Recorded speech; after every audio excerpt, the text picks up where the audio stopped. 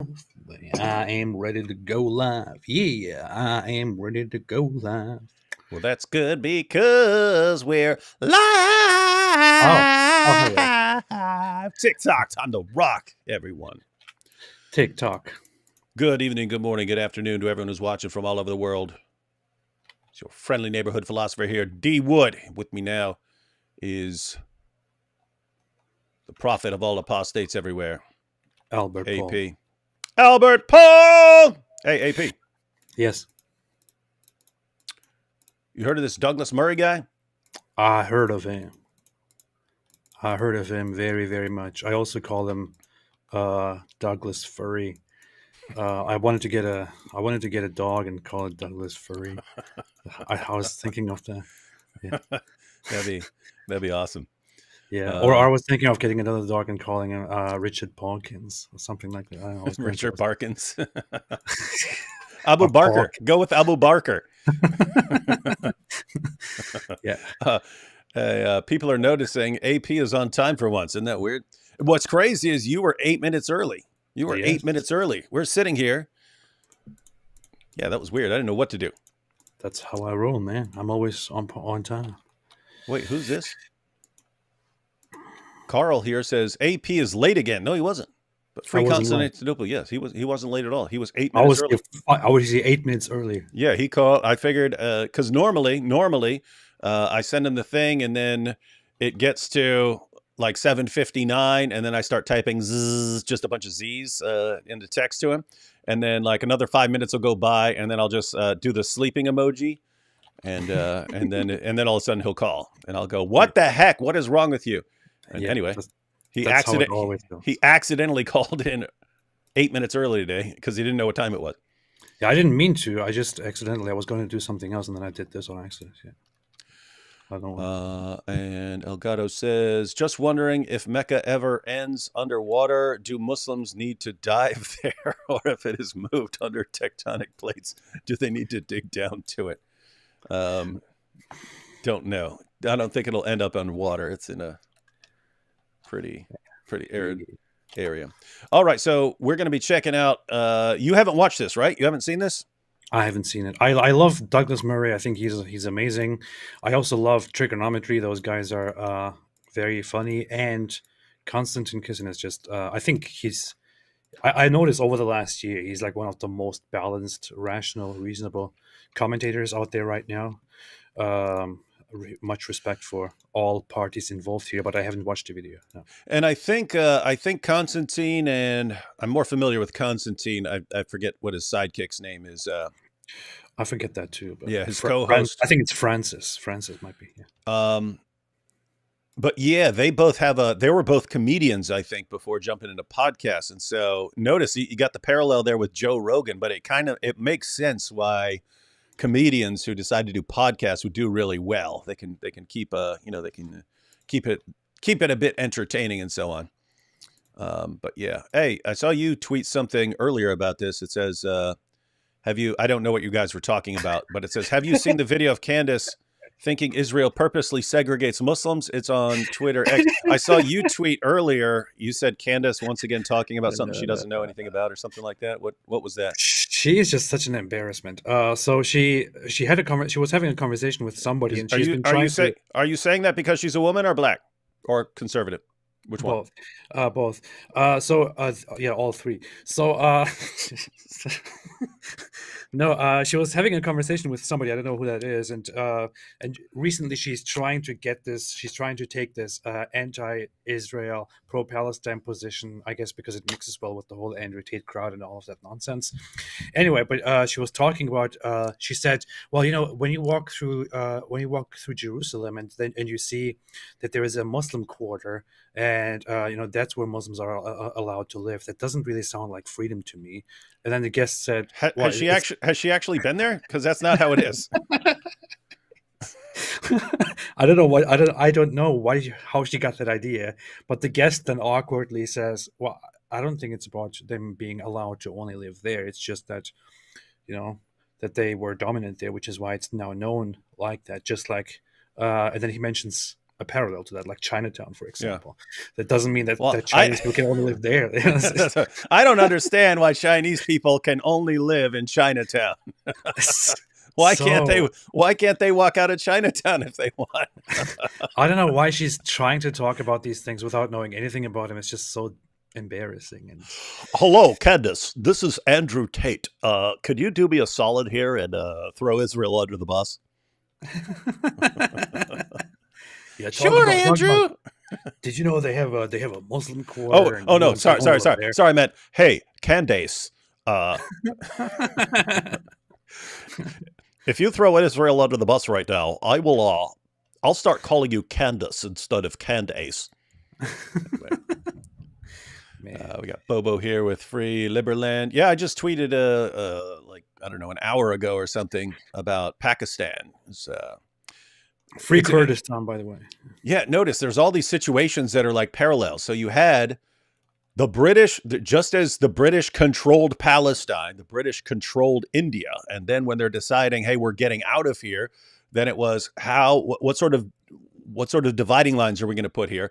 And the reasoning was, oh, well, this area that we control over here is predominantly Muslim, and this area over here is predominantly Hindu. So we don't want a majority Muslim population controlled by Hindus. We don't want a Hindu majority population controlled by Muslims. So we're going to divide it up accordingly. It was very similar reasoning to what they did in the British Mandate of Palestine, where, okay, we can't have all these Jews under the controls of people who wants to wipe them out and so on. So we're going to divide it up.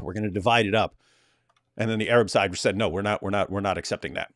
And then there was a war fought over it. But notice, this means that Pakistan is occupied India. Pakistan is occupied territory, following the exact same reasoning that's been laid down. Hindus have a right to return and take that land over, completely subjugate it, do whatever they want, and take it back under control of India, following the same reasoning that we're hearing from the free Palestine. So free Pakistan, ladies and gentlemen. Free Kurdistan. Free Pakistan. All right, so we're going to go ahead and jump into this clip. I don't know how much we'll get to, but this is a pretty.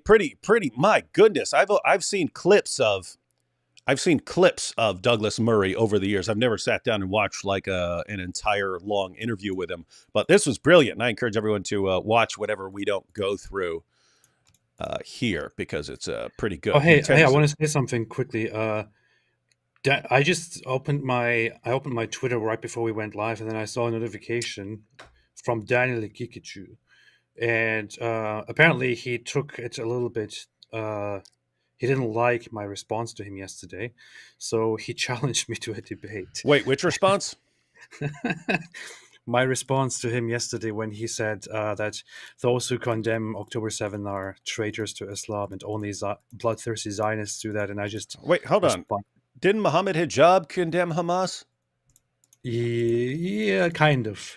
Yeah, he did on the Piers Morgan thing. He said, I condemn anyone who kills innocent civilians, and so they killed civilians, so... Yeah. So that means that Mohammed Hijab is a traitor to Islam. A traitor, and he's a bloodthirsty Zionist, according to Daniel Hakikachu. Dawa Wars, ladies and gentlemen. Dawa Wars. But go ahead. What did you say? Yeah. He just challenged me to a debate out of nowhere, which is very weird, because he's supposed to debate me like years ago. He was supposed to debate me on, is Islam true or not? And he didn't. He never want to touch that one. He never agreed to it. He got out of it somehow. And now he challenges me to have a debate with him this Friday on Zionism. But the issue is, I'm reading his tweet here, and his suggested topic is Islam versus Judaism. Which religion is to blame for the Israel-Palestine war? What kind of a topic is this? Yeah. Well, I mean, I guess you could defend the position that Islam is to blame and just quote all the sources on how. What kind of a dumb topic is this? Why would you debate this with me? Yeah, If I were you, I would say, hey, I thought we were going to debate whether Islam is true. So first do that, and then you can ask about the next debate. Sick of these guys. Just sick of these guys. I challenge you to this. Okay. No. Now I challenge you to this. Okay. Yeah. And they just keep changing the challenge. Yeah. Anyway. All right. Let's go ahead and get into some triggernometry. Douglas, you're back for the I don't know which time, but we've had you on many times. And I put it to you that there's good news and bad news. The good news is that you were right. The bad news is that you were right. What have you made of the last 3 weeks? Well, I suppose like all of us, it's a mixture of things. First shock, then horror, then shock again, then horror, then disappointment, and then rage, probably, in roughly that order. Horror at what happened in Israel, shock like everyone, this was able to happen. Horror at the details of what happened, shock then at the response on the streets of cities like the one we're sitting in London. The fact that there were so many people who didn't even give it a day before they turned out on the streets of my city. Sounds about right. Supporting the people who'd done this act of terror. Yeah, that was, gosh, I should have pulled up some of the clips of all the people celebrating. Guys, keep in mind, it's you saw the rallies afterwards that were all the, free Palestine and from the river to the sea and so on. But there were all those celebrations that were just responses to terrorist attack. Once news came out that men, women, and children had all been massacred and families had been massacred and all this information came out and there were just absolute celebrations and so on. So very, very creepy stuff. And of course, he's in the UK, so he's sitting there watching the celebrations. Pretty fun, pretty fun to do. Then in the weeks since, increasing rage. Rage that I have to share a country with these people. And what are you grinning at, AP? I'm just saying you haven't seen it, but he's kind of over and over again. I don't want to live in, I don't want to live here with them. I don't want to live here with people who celebrate this. I don't want to live with a bunch of people who want to wipe out Israel. I don't want to live here with them. Why do I have to live here with them? He's very, very based, as the wee lads would say. Makes me almost wish I were gay so that I could get away with saying more, right? If I were him, anything. Look, if I were black, anything anyone said to me, I would say, "What? Because I'm black." And if I were gay, anything anyone said to me, "Are you saying that because I'm gay?" I would just go to it every single time. That's a very weird thing to say, but yeah, okay. Hey, do any of the British people who are watching know the different? Well, I guess it's the wrong time of day for them. They're asleep by now. All tuckered out on fish and chips over there.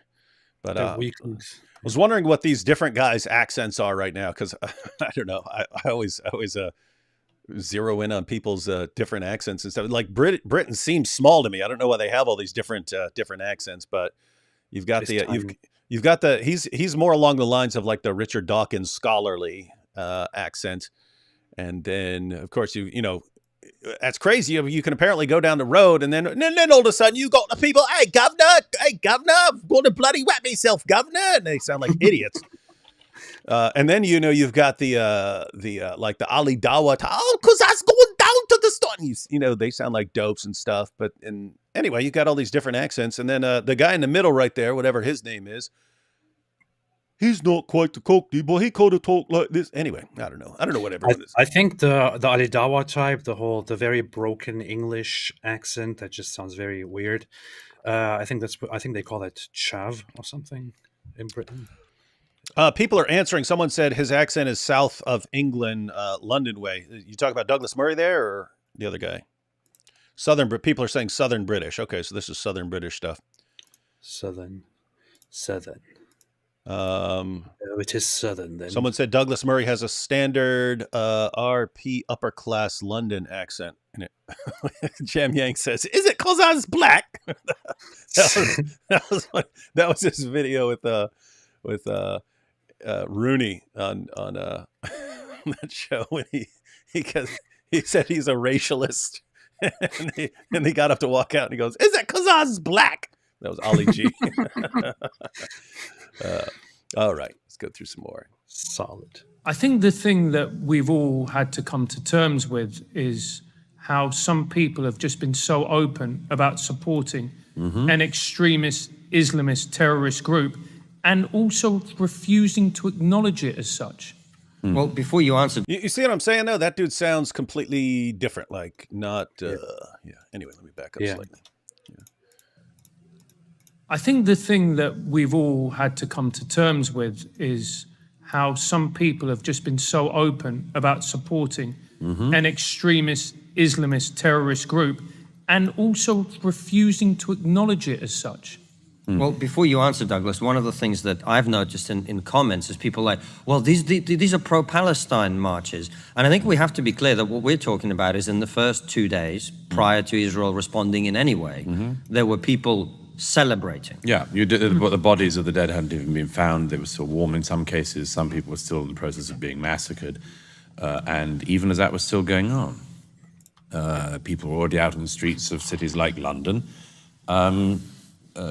protesting against Israel. And that was what it was.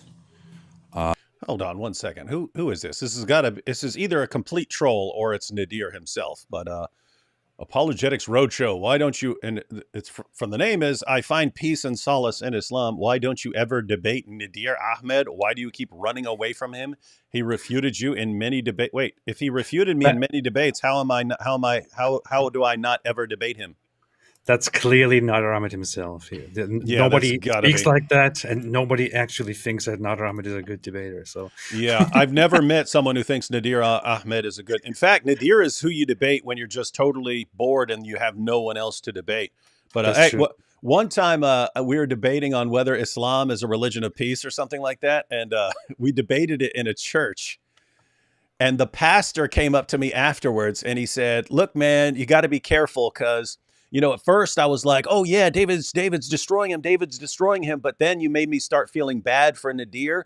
And by the end, it was like, I'm thinking like, it's like you're up there clubbing a baby seal. And it's just, so you're getting sympathy on his side. I'm like, anyway. All right. Bye, Nadir. Go make another fake account, Nadir. Oh boy. Let's see. Francis here says, recording children crying, using a child to push their victimhood is beyond sickening. Hope you two are well. God bless you all. And yes, get a pen pal, eh? Notice this entire conflict could have been avoided if Sunni Muslims had just gotten Shia pen pals and then Christian pen pals and then Jewish pen pals. People Problem solved. No, they don't listen. They don't listen to Jordan Peterson. I wonder why. All right, here we go. It was straight away a protest against Israel. And, look, there are lots of fine delineations you can do about it, some of which are true and some are not. You could claim that the people who've come out in recent weekends on the Saturdays care about Palestinian lives. I don't think they do. I don't either. I just don't think they do. And I'll tell you one reason why, is that nobody in the Middle East, apart from the Israelis, cares about the Palestinians a jot. Yeah, have you noticed that? I mean, no one wants them. I mean, it really makes sense. Even if you're part of the group that says the Palestinians need to stay where they are and continue the fight until eventually Israel is conquered or something. Even if you're part of that group, it really makes sense to say, okay, at least get all the women and children out of there. Let them cross the border. Let them cross, because keep in mind, Gaza shares a border with Egypt. They could cross that. They could cross that border.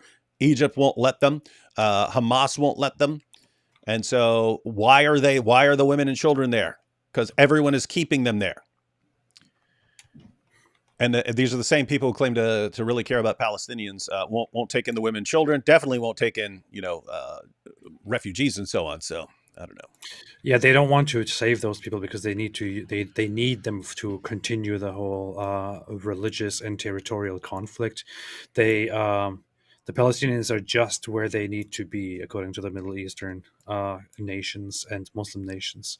So no, they don't care about the lives.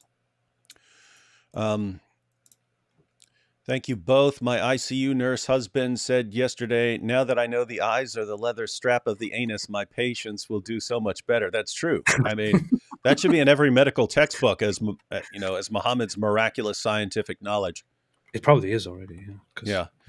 Yeah, so guys, notice, I mean, again, even for people who say, hey, we're not going, hey, they don't need to go anywhere and so on. I mean, look at Ukraine. In areas where things are going to get bombed, the tendency is to get women and children out of there, even out of the country. And so they go to, different countries and so on to wait out to see how things go and so on. No one wants to touch the Palestinians. No one wants them, but they're claiming to care about them. It's wild stuff. I've traveled around the region. I've spoken to enough people, including leaders of other countries in the region, to know the Jordanians do not like the Palestinians at all. They find them an unbelievable encumbrance, and that's why they haven't opened their borders to the people in the West Bank who should effectively be in Jordan. The Egyptians loathe the Palestinians. The authorities of keeping the border between Egypt and Gaza closed because they hate the Palestinians. I know people who were born in Gaza when Gaza was owned by Egypt. If Egypt wanted to solve the Gaza problem, it could do so tomorrow by taking control of Gaza or allowing the people of Gaza to go into Egypt, where they should be. Important point. There are all these solutions out there to all these problems, and like to end the problem instantly, no one wants to do it. No one wants to do anything that actually ends the problem. And then so you've got Israel saying, okay, we're going to do our best to end the problem, since no one else will end it in a way that would work, given what they say their goals are, but they never actually do anything.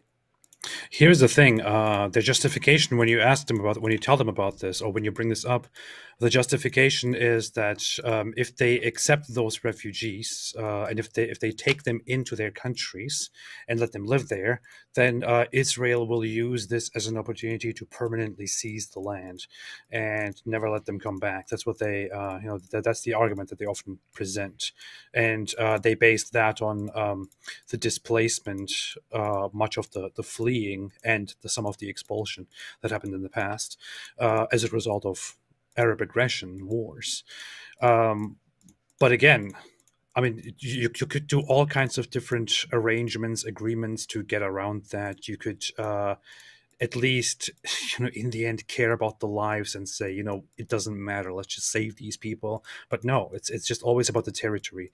It means something to the Arabs and the Muslims. They don't want to live there themselves, but they want to keep those Palestinians there, whom they also don't want to accept because they cause trouble. I mean, Egypt has a history with this. Egypt, there was a time where Egypt opened the border and had Palestinians in the region, where they then ended up causing chaos and killing Egyptian security officers, and Jordan had big trouble with them. They created terrorist organizations there. In Lebanon, the Palestinians went there and started terrorist activities and dragged Lebanon into the war again. So people don't want to accept them. They don't like them. They don't want to accept them for geopolitical reasons, for religious reasons. It's a giant mess. But the thing is, nobody really cares about the lives here. Yeah, and I mean, think about it, right? It's very easy for people to just recognize, okay, you're not going to actually conquer Israel. That's a fantasy, and therefore we just need to do something with these people. Gaza is like the size of, I think it's like the size of Philadelphia.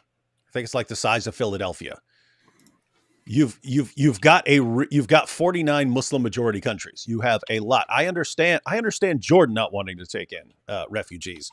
They've already had a bunch. I understand Syria not wanting to take in refugees. They've got a bunch. You have a ton of Muslim countries with a ton of land and a ton of oil that could easily take in a bunch of refugees. Don't want them. They don't want one. Interesting, but they're ready to encourage rallies and protests, but just not to actually help anyone. I have to tell you. Oh wait, Gaza Strip. No, it's actually almost the same size as Philadelphia. What? Oh, that's cool. Yeah. Okay, no, same size. Giovanni here says, Hamas oppressors, how dare you destroy our buildings? How will we rid ourselves of the gays? We have been reduced to stoning them like savages. Hamas is going to get mad that their buildings for throwing them off of. Yeah, terrible. Have been damaged. Nobody else in the region cares.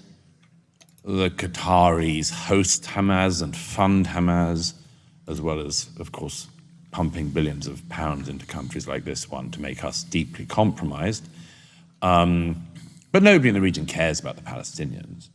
I love the way this got Certainly nobody involved. cares about them more than the Israelis, who go to incredible efforts to try to limit the deaths and the mistreatment of the Palestinians, even as the whole region, the world, has given them these people to look after. Nobody really cares about the Palestinians, and frankly, the idea that Muslims care about their brother Muslims is absolute rubbish. I think we've flattered much of the so-called Muslim street by even pretending this in recent years. Yeah, and we've brought this up repeatedly that if it's Muslims killing Muslims, they don't raise a peep out of it unless you're Shia and it's Sunnis killing Shias, or you're Sunni and Shias kill some Sunnis. Even then, you don't hear anywhere near the rage that you do with something like this. But guys, there's been a war going on. There was a war going on for years where Saudi Arabia and the UAE are bombing even civilian targets in Yemen. I mean, they're bombing weddings and so on, taking people out. You didn't hear a peep about this. You definitely didn't see these college campus protests and so on. Suddenly, the moment Jews get involved, then it's a really big issue. And everyone needs to really care. And it's because we care about the Palestinians so much. Wait, you could solve that entire problem right now. Muslim countries could solve the entire problem right now in taking the Palestinian population. Do you care about them? Yes, we care about them, but no, that's not an option. What about all these other Muslims who are being slaughtered by their fellow Muslims? No, we don't care about that stuff. What about the Uyghurs? Yeah, we kind of, we'll say something in front of an embassy if we don't have anything else to do. But yeah, they're not really enraged against China because we know it's not going to work against China. We know the complaints aren't going to work against China. But with Israel, yeah, there we go. There's our victim status right there. You know what's funny? This is not fun. This is not funny. This is serious, AP. I know. But in the Yemen civil war, it says, according to the UN, over 150,000 people have been killed in Yemen, as well as estimates of more than 227,000 dead as a result of an ongoing famine and lack of healthcare facilities due to the war. And this is only since 2014. So between 150,000 and 227,000. Syrian civil war, over 230,000 civilian deaths. And when it comes to the hundreds of thousands of Muslims, of thousands of Muslims, we don't hear a peep about it. But when it comes to the Israel-Palestine conflict, it says the estimate on casualties is since 1965, significantly longer. It's 21,000 casualties. That's what it pretty much. What it says here. So you can roll it all up, and way more Muslims are dying from other things, and no one cares at all. The issue is nothing brings Muslims together quicker than hating Jews. I'm sorry to say this, but this is just it's just in the Muslim world, it's just extremely popular to hate Jews, and if the opponents are other Muslims, then they feel sad about it for a little bit, and then it's all over. But if the opponents are Jews, then this is like all Muslims have to come together. This is the eternal enemy here. Everybody has to hate them, and everybody will feel very united in hating them because it's so much fun. And it reminds me of like Black Lives Matter in the U.S. Whereas, if you're thinking of it, however you're thinking of that, if you're thinking of it in terms of police who are sometimes scumbags and will not hesitate to be a little trigger happy and kill people or things like that, then you think, okay, yeah, this is important. But when anyone who's not a cop is killing black people, it's completely irrelevant. And it gets brought up to Black Lives Matter organization. How come you don't care about all these people who are just like slaughtering each other in Chicago? What's that? And they say, no. Black Lives Matter is specifically addressed towards what police are doing and so on. And so what you see is like, 1,000 black people could all die in, gun violence and so on in Chicago. There wouldn't be a word about it. But if one police officer killed one black man, it would be, there could be riots in the streets over it. And anyway, that just reminds me of that same idea where you become fixated on one particular person as an oppressor. And unless that person or that group that you've designated the oppressor is doing it, it doesn't really matter. We got Mort here saying both of you guys look super dapper. That's true. I think he's thinking about what is that? dapper. Dapper. It's when you're like really, really styling with your, I guess he's thinking about your hat. I don't know what he's talking about. I know I got this cool shirt on, so yeah, I'm looking dapper. Yeah. Douglas Murray went, we don't know what that is. What is that? Eaton? What is that? I don't know. Liam says, how much wood could a woodchuck chuck if a wood were the leather strap of the anus? You guys should review, who's that? Michaela Peterson's interview on Norman Finkelstein. Is that Norman Finkelstein? I think the N is for Norman. Yeah. Yeah, I haven't seen that. Wouldn't mind checking it out, though. Douglas Murray is brilliant, and he knows how the so-called Middle East politics work. Hamas is a terrorist group. Yeah, he does seem to understand the stuff that's going on pretty well. But with that said, let's get back to... I love this guy. He gets real brutal here. Hundreds of thousands of Muslims have been killed in Yemen in the last few years, and there hasn't been a protest 1% of the size of what we've seen in recent days and weeks in the West. Hundreds of thousands of Muslims have been killed in Syria in the last over a decade, since the civil war in Syria, by Assad, by the Assad regime, by rival jihadist groups, by intra-religious sects, and much more. And we haven't seen 1% of the people who turned out on the streets this day. The idea that Muslims actually care about their fellow Muslims is insane. They don't. What they care about is Jews. Ouch. Oh, that's good. And by the way, just going in a different direction, there is always this thing with, remember Muhammad Hijab and for us, life begins at death, or whatever he was saying. And there's a common saying, we love death more than you love life. Yeah. And so we love death. We think death is great. We think getting killed by the enemies of Allah is great. That's martyrdom. That's the greatest thing that can happen. Oh, we're victims here. It's like, wait a minute. You're the ones who say you love being killed, and it's everything you want in life, and you love death. You love death. You love death. Until it's just convenient to say, oh, look, we're being killed. We're victims here. We hate death. We don't want to die. Anyway. Yeah. Powerful. There is something at the very root of Islam and followers of the Muslim religion. Where? Who cannot bear any war in which Israel is fighting, and most of all loathes any war in which Israel is winning. He's zeroed in right on that guy. Guys, that is the real factor here. That is the real obsession. They can't stand the idea of Jews winning something against Muslims. They can't take it. They can't take it, and that's the real heart of this problem here. It's insane to me that he is one of the only few people who actually point out this very big elephant in the room, which is at the core of this whole conflict. So many people just don't want to talk about it or don't see it, but although it's very obvious, and I'm so happy that he won't shy away from talking directly about it. I just started reading this. I took JP's advice and got an Islamist pen pal, but for some reason, all his letters keep coming back in scribbles. I'm still waiting on a package from him. Islamophobes at the post office that are holding it for suspicious beeping.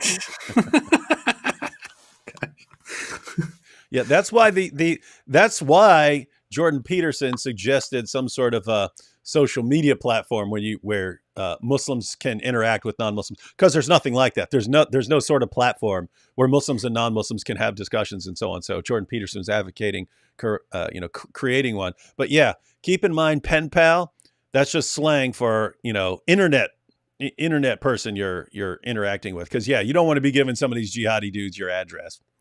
Yeah, alhamdulillah. Right. This one's from Jai. This is going back. This is he's talking about the Daniel thing. Wait, look at this. He says, about 2 minutes before you went live, Daniel challenged you both to it. Did he challenge us both to a debate? He said something about you. Let me see. Care what he says about me. I think he said, if he challenged me first, and he said that if I don't accept it, then he called me. Wait, let me read this actually. Yeah, read it.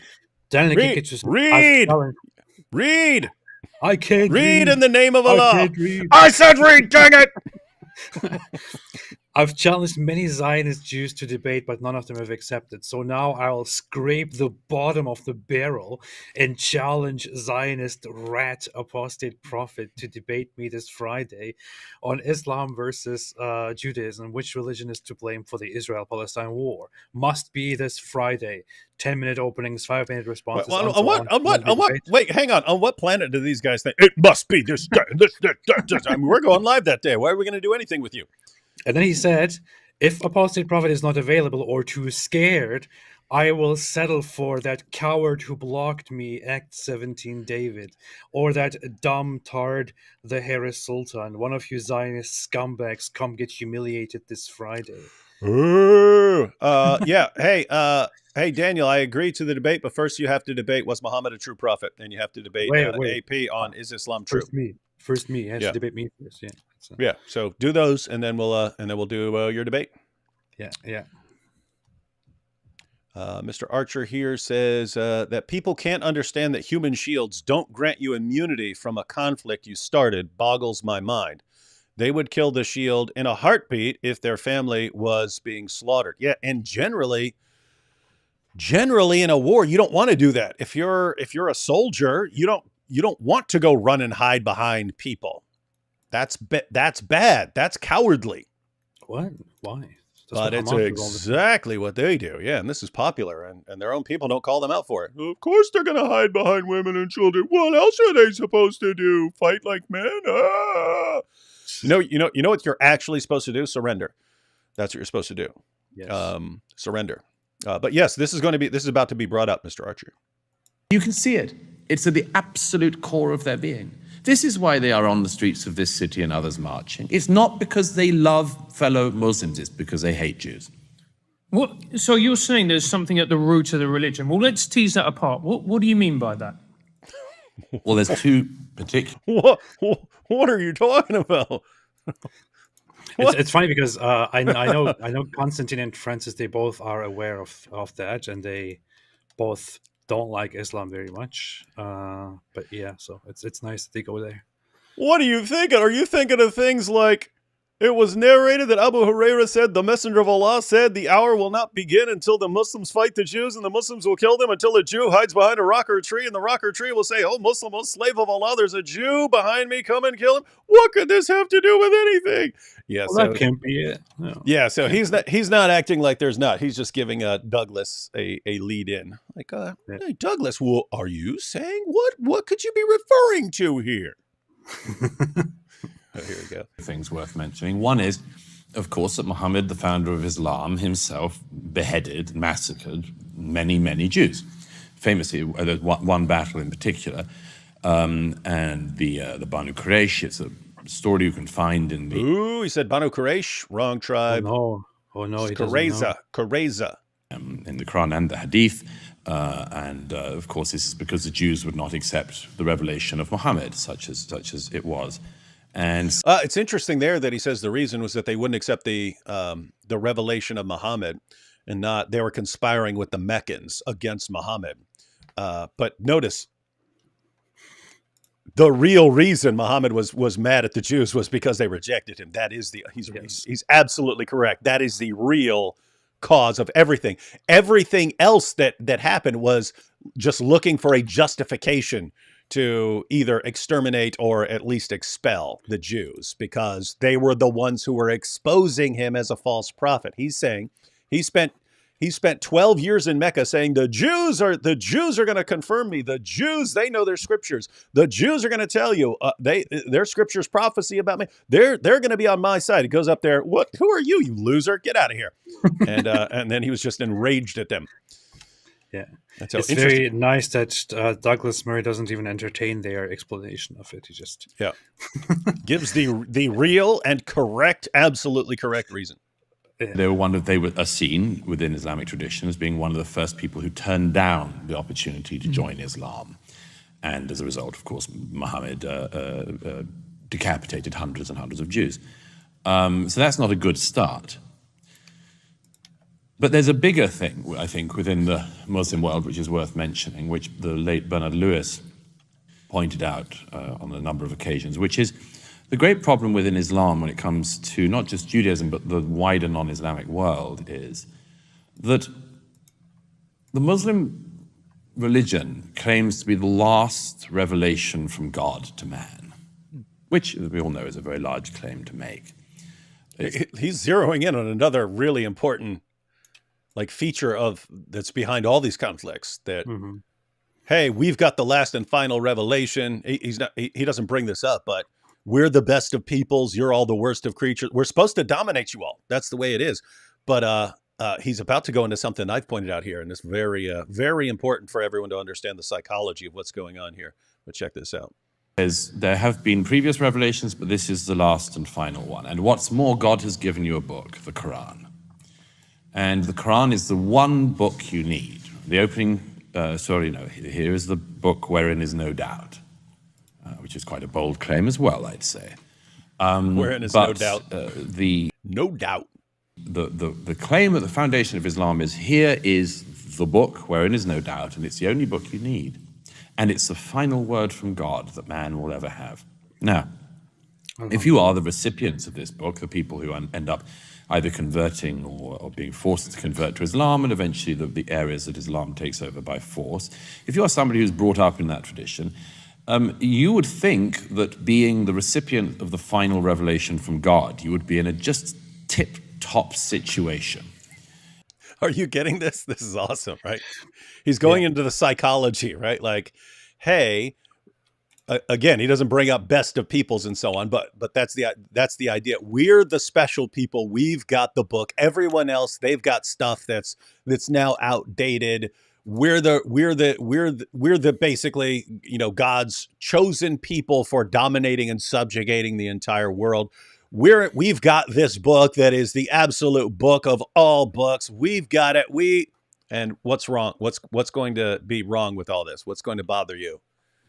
The fact that everyone else seems to have a massive advantage over you in technology and money, and everything else, right? Anyway. You would imagine that, well, this is going very well. We've got the final revelation from God. What's not to like? What's not on our side? And then several things happen in the millennia since, which is, first of all, many, many Muslims realize that despite having the final revelation from God, things don't seem to be going very well. Yeah, they sure Until don't. oil is discovered in certain parts of the Middle East, most people live in total destitution. The people point out you have nice areas now. That's just because they're sitting on a massive sea of oil. If it's not for that, that is not a place anyone wants to live. That is not. I mean, I wouldn't want. Most people wouldn't want to live there now, even with the nice places, unless you're like Andrew Tate and you're just looking for a place to flee your crimes and so on. But not the sort of place anyone wants to live. And is this the way it's supposed to be here? No, we're supposed to be the greatest land, the greatest people. Everything is supposed to be great about us. And it's almost like our book is holding us back. That's weird. Yeah, there is a thing. You can find these comparisons on the internet as well, like these old photos or reimaginations of what Saudi Arabia looked like at the beginning of the last century, and what it looked like at the end of that very century. It's like, there is a difference between New York at the beginning of the 20th century at the end of it, but the difference between Saudi Arabia at the beginning and the end is huge. In the beginning, it just looks like there's nothing, just stones put up on each other.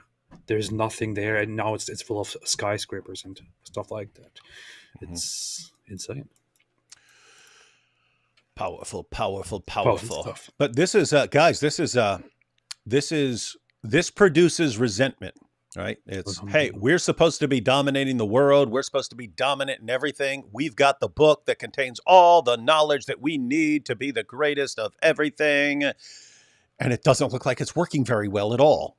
And if we didn't have a sea of oil right under us, this would be like the crappiest place in the world to live, the heart of the Muslim world. Is this how things are supposed to be? No, we're supposed to be dominant. Why is it? and it causes resentment. Well, maybe there's a Jewish conspiracy that's doing all this. Discoveries and enlightenments of Europe largely passed the Muslim world by. This shouldn't be exaggerated. Certain parts of the Muslim world, of course, give the Western world certain parts of what becomes the Western European tradition. So there were times of interplay. There were times of mutual learning. And now, of course, everyone looks back at them, or many people look back at those times with nostalgia.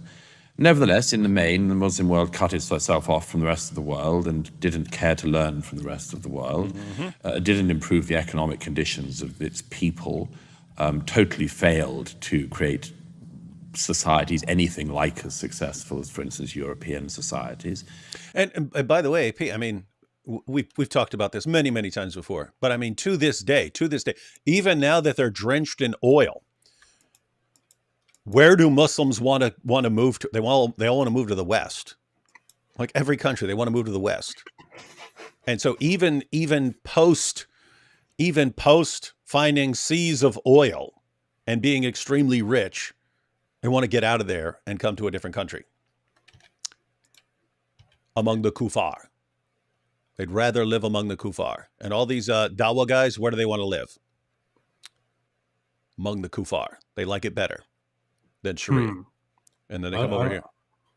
I don't know if that's true. I feel like many of them want to go to the Muslim world, right? They're all begging to go there, and people from the West, they're also flooding to the East. Yep. People just can't find plane tickets. Yeah. And therein a question arises, which is, if we are the recipients of the final revelation, why is everything so awful where we live? Why is everything? And suck? then you have Yeah, why does everything suck when everything is if think about this, guys. If our religion is true, why does everything suck? If our religion is true, everything should be awesome. But everything isn't awesome. Everything sucks. Therefore religion's not true. Easy, but they couldn't figure that out. the additional thing, which is, and how come the Jews return or re-establish of course, many Jews are already living in the area that's now Israel, but already lived there, but many others come from other parts of the world, including from the Middle Eastern countries where they're chucked out by the governments in 48 and so on. The Muslim world sees this tiny, tiny bit of land, which, among other things, is the only bit of the Middle East that doesn't have any oil. But by the way, I mean, I want to watch this like 10 times. The point he's making here. We've got all this land, and then we end up with all this oil. It still sucks. No one wants to live there. The Jews have this tiny spot, which is the only place that doesn't have the oil, and they're about to turn it into the most advanced place there is there. And it just enrages them. Why is that one group able to do way more with one little spot than we can do with all our spots? That is true. Israel is insanely advanced compared to the rest of the Middle East. Is making insane contributions to the world, to science, to innovation, to defense systems, computer systems, and so on, compared to the Middle East. The Middle East is the oil nations are now rich because of the oil, but they're not working, they're not producing anything, whereas Israel is there on its own, surpassing all of them by far, and that's harsh. Knows Too Much says, recommend checking Caroline Glick for insights on the conflict. Search in YouTube. She reports on stuff you won't see reported in Western media outlets. You familiar with that? You familiar with Caroline Glick? No. Yeah, me neither. Anyone else know? No. We'll see. You do know. And they make of it a much more successful country than any of the countries around. Now, if you create a Palestinian state, you just have another failed I want to rewind that a little bit. Anything like as successful as, for instance, European societies. And therein a question arises, which is, if we are the recipients of the final revelation, why is everything so awful where we live? And then you have the additional thing, which is, and how come the Jews return or re-establish of course, many Jews are already living in the area that's now Israel, but already lived there, but many others come from other parts of the world, including from the Middle Eastern countries where they're chucked out by the governments in 48 and so on. The Muslim world sees this tiny, tiny bit of land. This tiny bit of land, which, among other things, is the only bit of the Middle East that doesn't have any oil. It's like the worst. It seems like the worst spot as far as if you want to build up. If you want to build up, you definitely want to be in the one of the spots that has, rivers of oil flowing beneath you. You get the one spot that doesn't have anything like that. I mean, think about this. They have, what are they? I mean, Israel. They've got one river, and it is. We wouldn't even, in West Virginia, we would not call it a river. We'd call it a creek, or to be more accurate, a crick. But everyone else would call it, would be familiar with creek. We would call it a creek. That's the Jordan River. They have one lake, the Sea of Galilee, which they call a sea, but a lake. It's a big lake. So they've got a lake and a creek, and then they've got the Dead Sea. And that's what you've got. That's your resources. And they turn it into a modern, massively developed nation. And they make of it a much more successful country than any of the countries around. Now, if you create a Palestinian state, you just have another failed Arab state, another failed Muslim state to add to the more than 50 already failed Muslim and Arab states. Yes. I mean, and here again, the whole conflict is a perfect example of that. If they weren't being incredibly stupid, they would have their own state, right? The Palestinians would have their own state if they didn't keep screwing it up. And so they can't even get a state to screw up because they keep screwing up even their efforts to get this state to begin with. It's like they can't get it right. Guys, I mean, think about this. You've got the land, the British Mandate of Palestine. Like, oh, okay, we're going to divide this up. And then you end up with a bunch of hellholes and then Israel. And I don't know what to do, but you can see like the psychological problem that this would cause. These Jews seem really good at building a place where people can live, and we just suck at it. What is the explanation? The Jews who refused the Prophet's invitation to Islam are still here, have this tiny bit of land, and make all of these discoveries and other things that show themselves to be so successful. It's some kind of stab in the heart. And instead of saying, we're doing this wrong, the thing is, the Jews are doing something right, and that must mean that they've rigged the game. Isn't this brilliant, man? Saying they're looking at it. Hey, how come Jews can make this awesome place right there where they don't have any, they've got no natural resources. They got nothing, and they turn it into a massively successful state. We can't do that. Why can't we do that? Well, I don't know. They must have rigged this somehow. It must be a conspiracy. We suck. So they're evil and so on. Because the alternative is there's a problem with us and our book and so on. And well, we just can't. We can't accept that.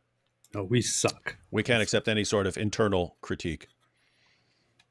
That's why they care, among other things. And it leads to the deep pathology of anti-Semitism, which has been largely eradicated in Europe among Europeans, not entirely, but largely. There are still some bits of the far right you can find across Europe, and occasionally in the UK with a sort of the whiff of this noxious thing still emerges. On the left, of course, it's much closer to the boat. But principally anti-Semitism in our own day, of the kind that we hoped had ended with Hitler, exists and indeed thrives in the Muslim world. And the Muslim world is now in our world in Europe, and so we have the Hitlerian horrors of anti-Semitism back.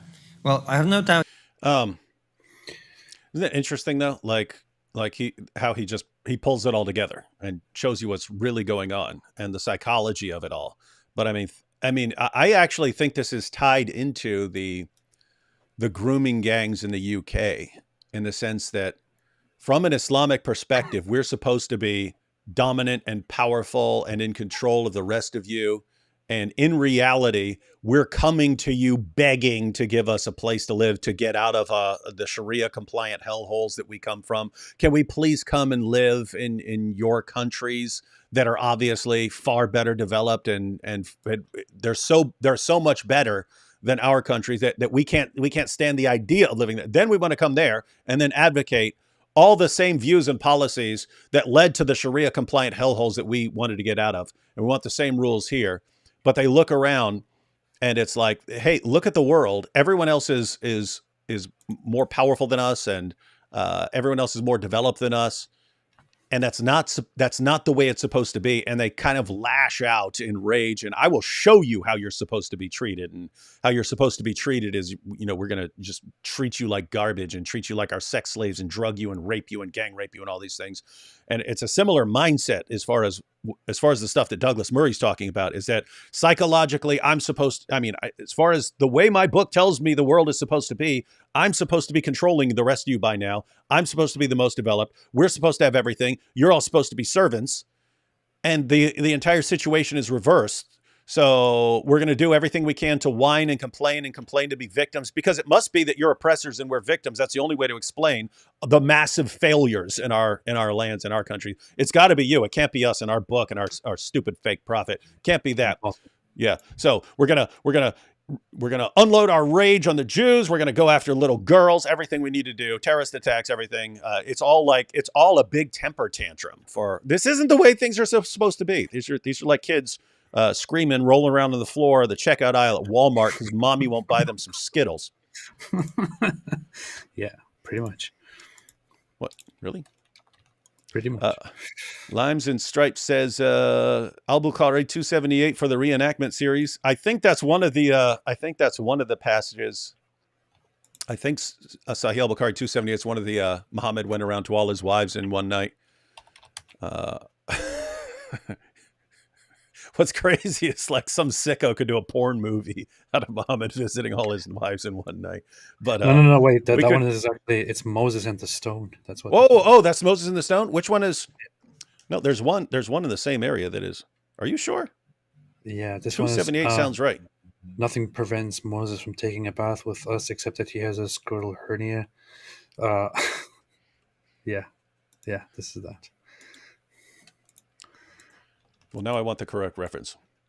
5068. Oh, 268. 268. Well, yeah, okay. 268. Gosh, I was off by 10, man. I'm getting slow. In my old age. It's 268 is the all his wives in one round. You should retire, man. Got to give it up, man. There's no way I can debate now. Zippy here. Muslim one's going to say, I hate you. Muslim two is going to say, I hate you. Oh, they're saying it to each other. Hey, I hate you. No, I hate you. And then the Jew says, hey, guys, Muslim 1 and 2, we hate you. Yeah, that's pretty much the Dawa guys right now. I mean, they all attack each other constantly, and until Jews come around, and then Sunnis and Shias as well. Tori Scott says, ex-UK Prime Minister Boris Johnson wrote an anti-Islamic novel called. Did we hear about this yesterday? We heard something about that yesterday.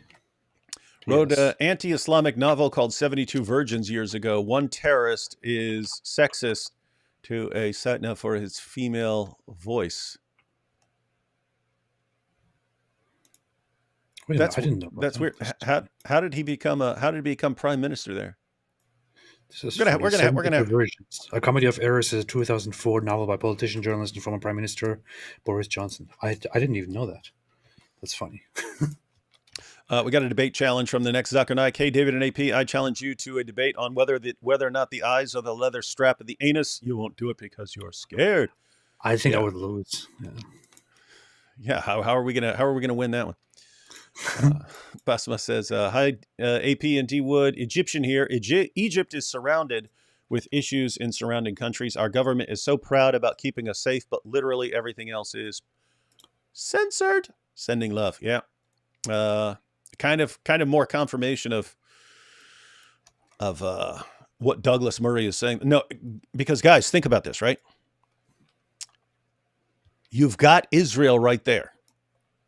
It has no natural resource. It has nothing. It doesn't have anywhere near the kinds of resources that a bunch of other places in the Middle East have. You've got Egypt and Saudi Arabia and Iraq. And I mean, some of these places were like massive civilizations, like the dominant civilizations in the world a long, long time before Muhammad, right? So it's not like it's not like you don't have the building blocks there. You could build something. How are you not building a great civilization? You've had 14 centuries to do it. You end up with a bunch of Sharia compliant hellholes.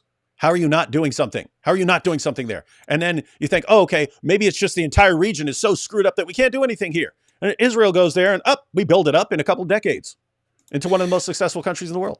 What is your problem? They're getting Nobel Prizes left and right for all their developments and so on. They're exporting water to the rest of the Middle East because they're purifying it there. Even though they don't have a great source for all this water, they purify it. They take it out of the Mediterranean Sea. They recycle the water that's being used by people, and they're exporting it to other people. Like, at what point do you start realizing maybe everyone else isn't the problem? Maybe everyone else isn't the problem here. There is there is an issue of a gap in work ethics, among other things, especially. I don't know. I don't want to be too inaccurate about this, but with the whole Ashkenazi European influence of Israel, there is a great emphasis on proper work ethics that also come from Europe.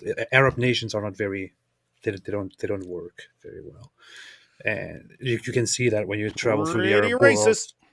When you travel through the Arab world, you will see it. It's like if you weren't Turkish, I'd be screaming at you for being a white supremacist right now. Working is not a very popular thing in the Arab world, and I don't blame them. It might be. I mean, it might have a background in, I don't know, how the circumstances, the climate, and things like that condition them to live a different way. I don't really know, but they don't have the same work ethics. Yeah, and I mean, that's not just them, because I mean, lots of other like communist places and stuff. You have to be made to do stuff. But in Europe, I remember Paul Copan talking about this. There was a concept. They ended up in research. They called it a Protestant work ethic, where you have passages in the Bible that say, whatever you do, do it with all your might as working for the Lord. And so they came to see work as something good. It's like it's good to do your best at whatever you're doing. So you work hard and work hard and work hard. And once you absorb that idea, then you've got a bunch of people working hard. You're obviously, if you have any culture in the world and you absorb the idea that it's great to work hard, but notice the mentality is not you're working hard so that you get lots of stuff and you get good results. It's just something about the process of working hard is like good for your soul or something like that. And you get a bunch of people like that, and then you end up building up a massive a massively successful area, which that's being reversed right now, because now work is regarded as bad, and you want the government to do everything for you.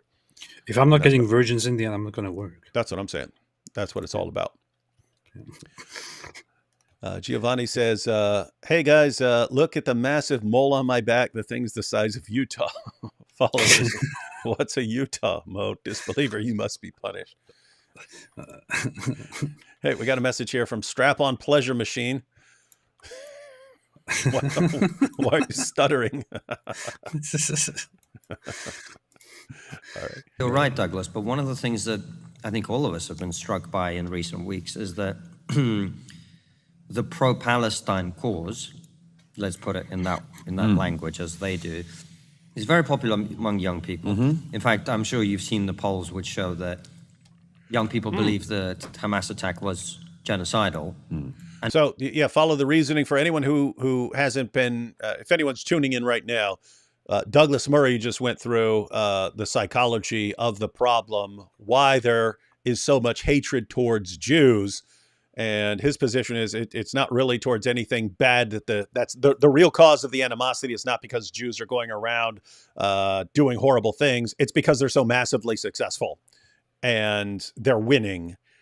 And the Muslim mind can't absorb that. And so that's the source of the rage. And so Constantine is asking, well, but wait a minute, you got all these college campuses and young people, and they're against them too, and they're not in that position. So he's raising an objection here. We'll see. I believe it was justified on the basis of what Israel. They are pro-genocide. It seems to be. Yeah. And not all of those people are young Muslims in this country. Some of them are not. How Sure. did that happen? Fantastic ignorance. I mean, does anyone around this table, anyone watching, honestly think that we have a generation that is well educated? Touche. He said touche. He said, so he asked, hey, so again, he's saying, hey, your explanation for why there's so much hatred against the Jews is basically Muslims are jealous, and that's the source of the problem. And then Constantine's response is, but you got all these people who aren't Muslims who don't have that background, and they hate the Jews too. What's going on? Well, they're stupid. Oh, touche. That's good. Oh That was boy, good. let's see if he burns them up a little more here. I mean, find me the teacher or find me the professor at any university that in the last 50 years who would say to you, every year the undergraduates come up, the students come up, and they just know more and more each year. But I mean, isn't that insane? You'd think with like the internet and such instant access to anything anyone could want to learn, we would be knowing more and more and more, and yet we get dumber and dumber and dumber. Wow, this is awesome Because stuff. people use the internet to look at I don't know, cat videos. People dance. People do all kinds of weird things instead of which you can do. It's all nice. It's all cool. But but you have at your fingertips access to so much knowledge in the world, and you don't use it. It's very, very sad. Maybe in certain sciences you could say in a particular field. You couldn't say it about the humanities at all. You couldn't say it in most fields. Certainly people don't come up every year knowing more and more history.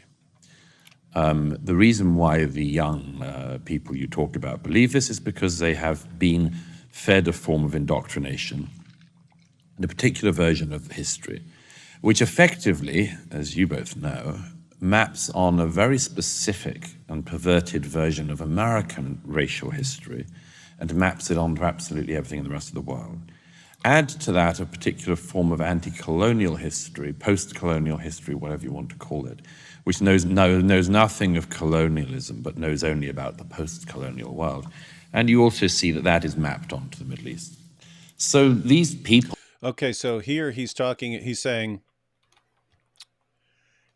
he gave the reasons for Muslims being enraged at Jews. And so the question is, why are other people enraged about Jews, specifically in this conflict? And why are they siding with the Palestinians over Israel? And he's saying that other people are taking what they're familiar with, and so they're familiar with various oppressors in the past and their own nations oppressing other nations in the past and so on, and certain groups oppressing other groups and so on.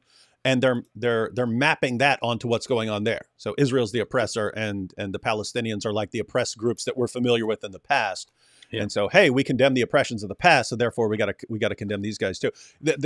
What he brought up there, as far as people not knowing about history anymore, saying people are knowing less and less about history. I mean, think about this: you could solve a lot of the issues. You're not really. I mean, it's not going to solve them and so on, but it's going to help people understand if it was just standard in schools to teach the very basics about like the formation of Israel and the background of it. Like how is that not standard, something that people are learning in schools or in college, just a little bit about that?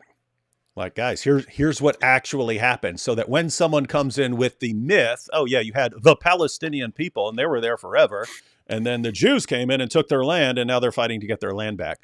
I mean, how is it off? How is it impossible to just give people the basics? I don't know. I favor the option of putting everyone who attempts to talk about this topic into re-education camps and forcibly teaching them about the AP advocates re-education camps. Forcibly teaching them about the history of this conflict. I think it would be very beneficial. That actually, I mean, we're going to get to the point where Douglas Murray here is saying, "Hey, I don't want to live in a country with these guys who are supporting Hamas and stuff. So get them out, deport them all." But yeah, he's not too far away from saying, "Look, Look, anytime you see these groups of college students, they should be put in re-education camps and literally re-educated. Just Yeah. set them in chairs and show them stuff. Also worth checking, knows too much says, also worth checking, Yoram Ettinger, a researcher with some very important videos. Search YouTube. You familiar with that? Nope. Do you know anything, AP? I keep going to you. Nope. For you study all this stuff on this conflict, and I ask you for input on any of these people, and you don't know any. You don't. I'm starting to think you don't actually know anything. Nope. Oh, boy. Brent here says Muslims want to be accepted and understood in Western countries, but they never explain the Quran to the local population. How about Quran story time? I would love Quran story time. I would think it was great. Yeah. And then some basic passages from Muhammad, like the eyes are the leather strap of the anus. That would be Who amazing. talk about Israel and probably couldn't point to it on a map. They certainly don't know which river they mean when they chant from the river to the sea. They couldn't find that on a map, that's for sure. From the Seriously, river to the yeah. sea, of course, I've chanted it. Do I think that all Israelis should be pushed out of the country, or Jews, or should be treated like this? No. Do you know which river and sea they're talking about, by the way? I don't know the name. The river, I know the Mediterranean, it would be the sea, but no, I wouldn't know the river, no. Okay. Oh, Yeah. That's Yeah. Okay, perfect. Thank you. These wow. It's hilarious they inserted that in there. Wow. But guess what? You could that would be a good thing to for anyone who goes to the protest and wants to interview people. That would be a good topic. When you hear from the river to the sea, Palestine will be free. Ask them what they mean. What river? What sea? I'm surprised that guy knew the Mediterranean. I think you get a lot of college students who don't even know what they're chanting. But then this guy, of course, I don't think that Israelis should be pushed up. That's exactly what it means. That's exactly what the chant means. Oh man, why? I mean, that just if you don't know what river it refers to, that's kind of a sign that you don't know, that you haven't studied the basic history. It's a sign you have absolutely no clue what you're talking about in this 'Cause conflict. You should know this. I mean, you should know that. You should be able to think of it, even if you didn't, very much think about, okay, which river does it refer to? You should, it should do ding when someone asks which river, because it has huge significance to the conflict, to the history of the region. Man, Mhm. it's the Jordan River for those who missed it. Yeah. Notice that's the land between the Jordan and the Mediterranean. That includes the land of Israel there. Yeah, And so when you say from the river to the sea, you're talking about all of Israel has to be wiped off there. Yeah. Douglas makes a great philosophical point, which can be used for Israel. It was a swamp, and the Jews turned it into what it is today. What did Gaza do? That's why they envy and resent Israel. That's Islam. Notice, I mean, you're almost in the same area. That's the point. You're almost in the same area. Like, I mean, you're on the other side of a fence. One side is Israel. The other side is like Gaza or the West Bank and so on. And so the mindset there is, oh, the reason things are so successful on that side of the fence and they suck so bad over here is because we're being oppressed. It's like, no, if you had focused on building buildings instead of building tunnels to go kill those people, why can't you do the exact same thing? You were offered the opportunity. When the UN was presenting the proposal, you were offered, here's the land you have, there's the land they have. It's right beside each other. You guys can compete in how successful you're going to be. No, you don't want to. You just want to destroy those other guys. And where's it getting you? Sucksville, that's where. Look, this is how simple it is. For decades, for a very, very long time, the opponent who is on this side repeatedly attacked in the most brutal ways. You are in charge. You defeated them several times. Instead of committing a genocide, instead of killing them, or instead of pushing all of them out, you still keep them there. And you decide in the end, you say, you know what, okay, I'm going to pull out all my settlers from there. They can have this land, they can self-govern it, they can rule there. But if you expect us to let them be entirely sovereign in the state, we're definitely not doing that. We know how that goes. So we're going to put a blockade in place, and we're going to give them everything they need. They don't even need to work for it. So You put the blockade in place. You give them everything they need, and those people then, with the stuff that they get, with all the funds, with all the resources, everything they have, what they do is, okay, we got something, we got new funds. What are we going to do with this? Let's send this to our leaders. The leaders, they will save that on the side. The rest of it, let's invest it into building tunnels and getting rockets so that we can prepare for the next attack on Israel. Instead of that, what if you stopped and said, hey guys, how about we don't do that this time? How about we take these funds and try to build something here? But And no, then that's a very unpopular idea. and then you've seen these pictures of Hamas leaders and all these like the most expensive hotels and places in the entire Yeah, world. yeah, They live like absolute kings. And so yeah.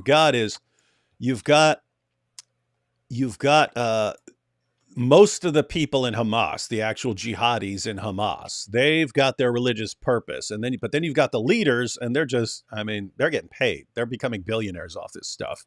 Mhm. And anyway, this wild stuff. And then you got the Palestinians and their pawns in everyone else's games.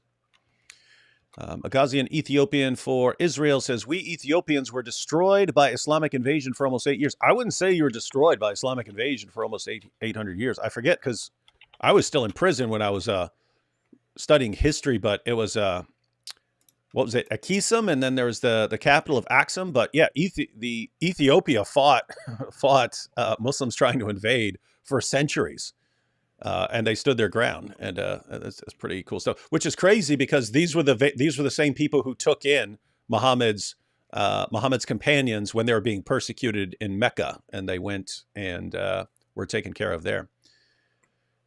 By the way, something to add here. When I said earlier they don't even have to work for it, I wasn't exaggerating. Half the population of Gaza is unemployed, if not more. Youth is mostly unemployed.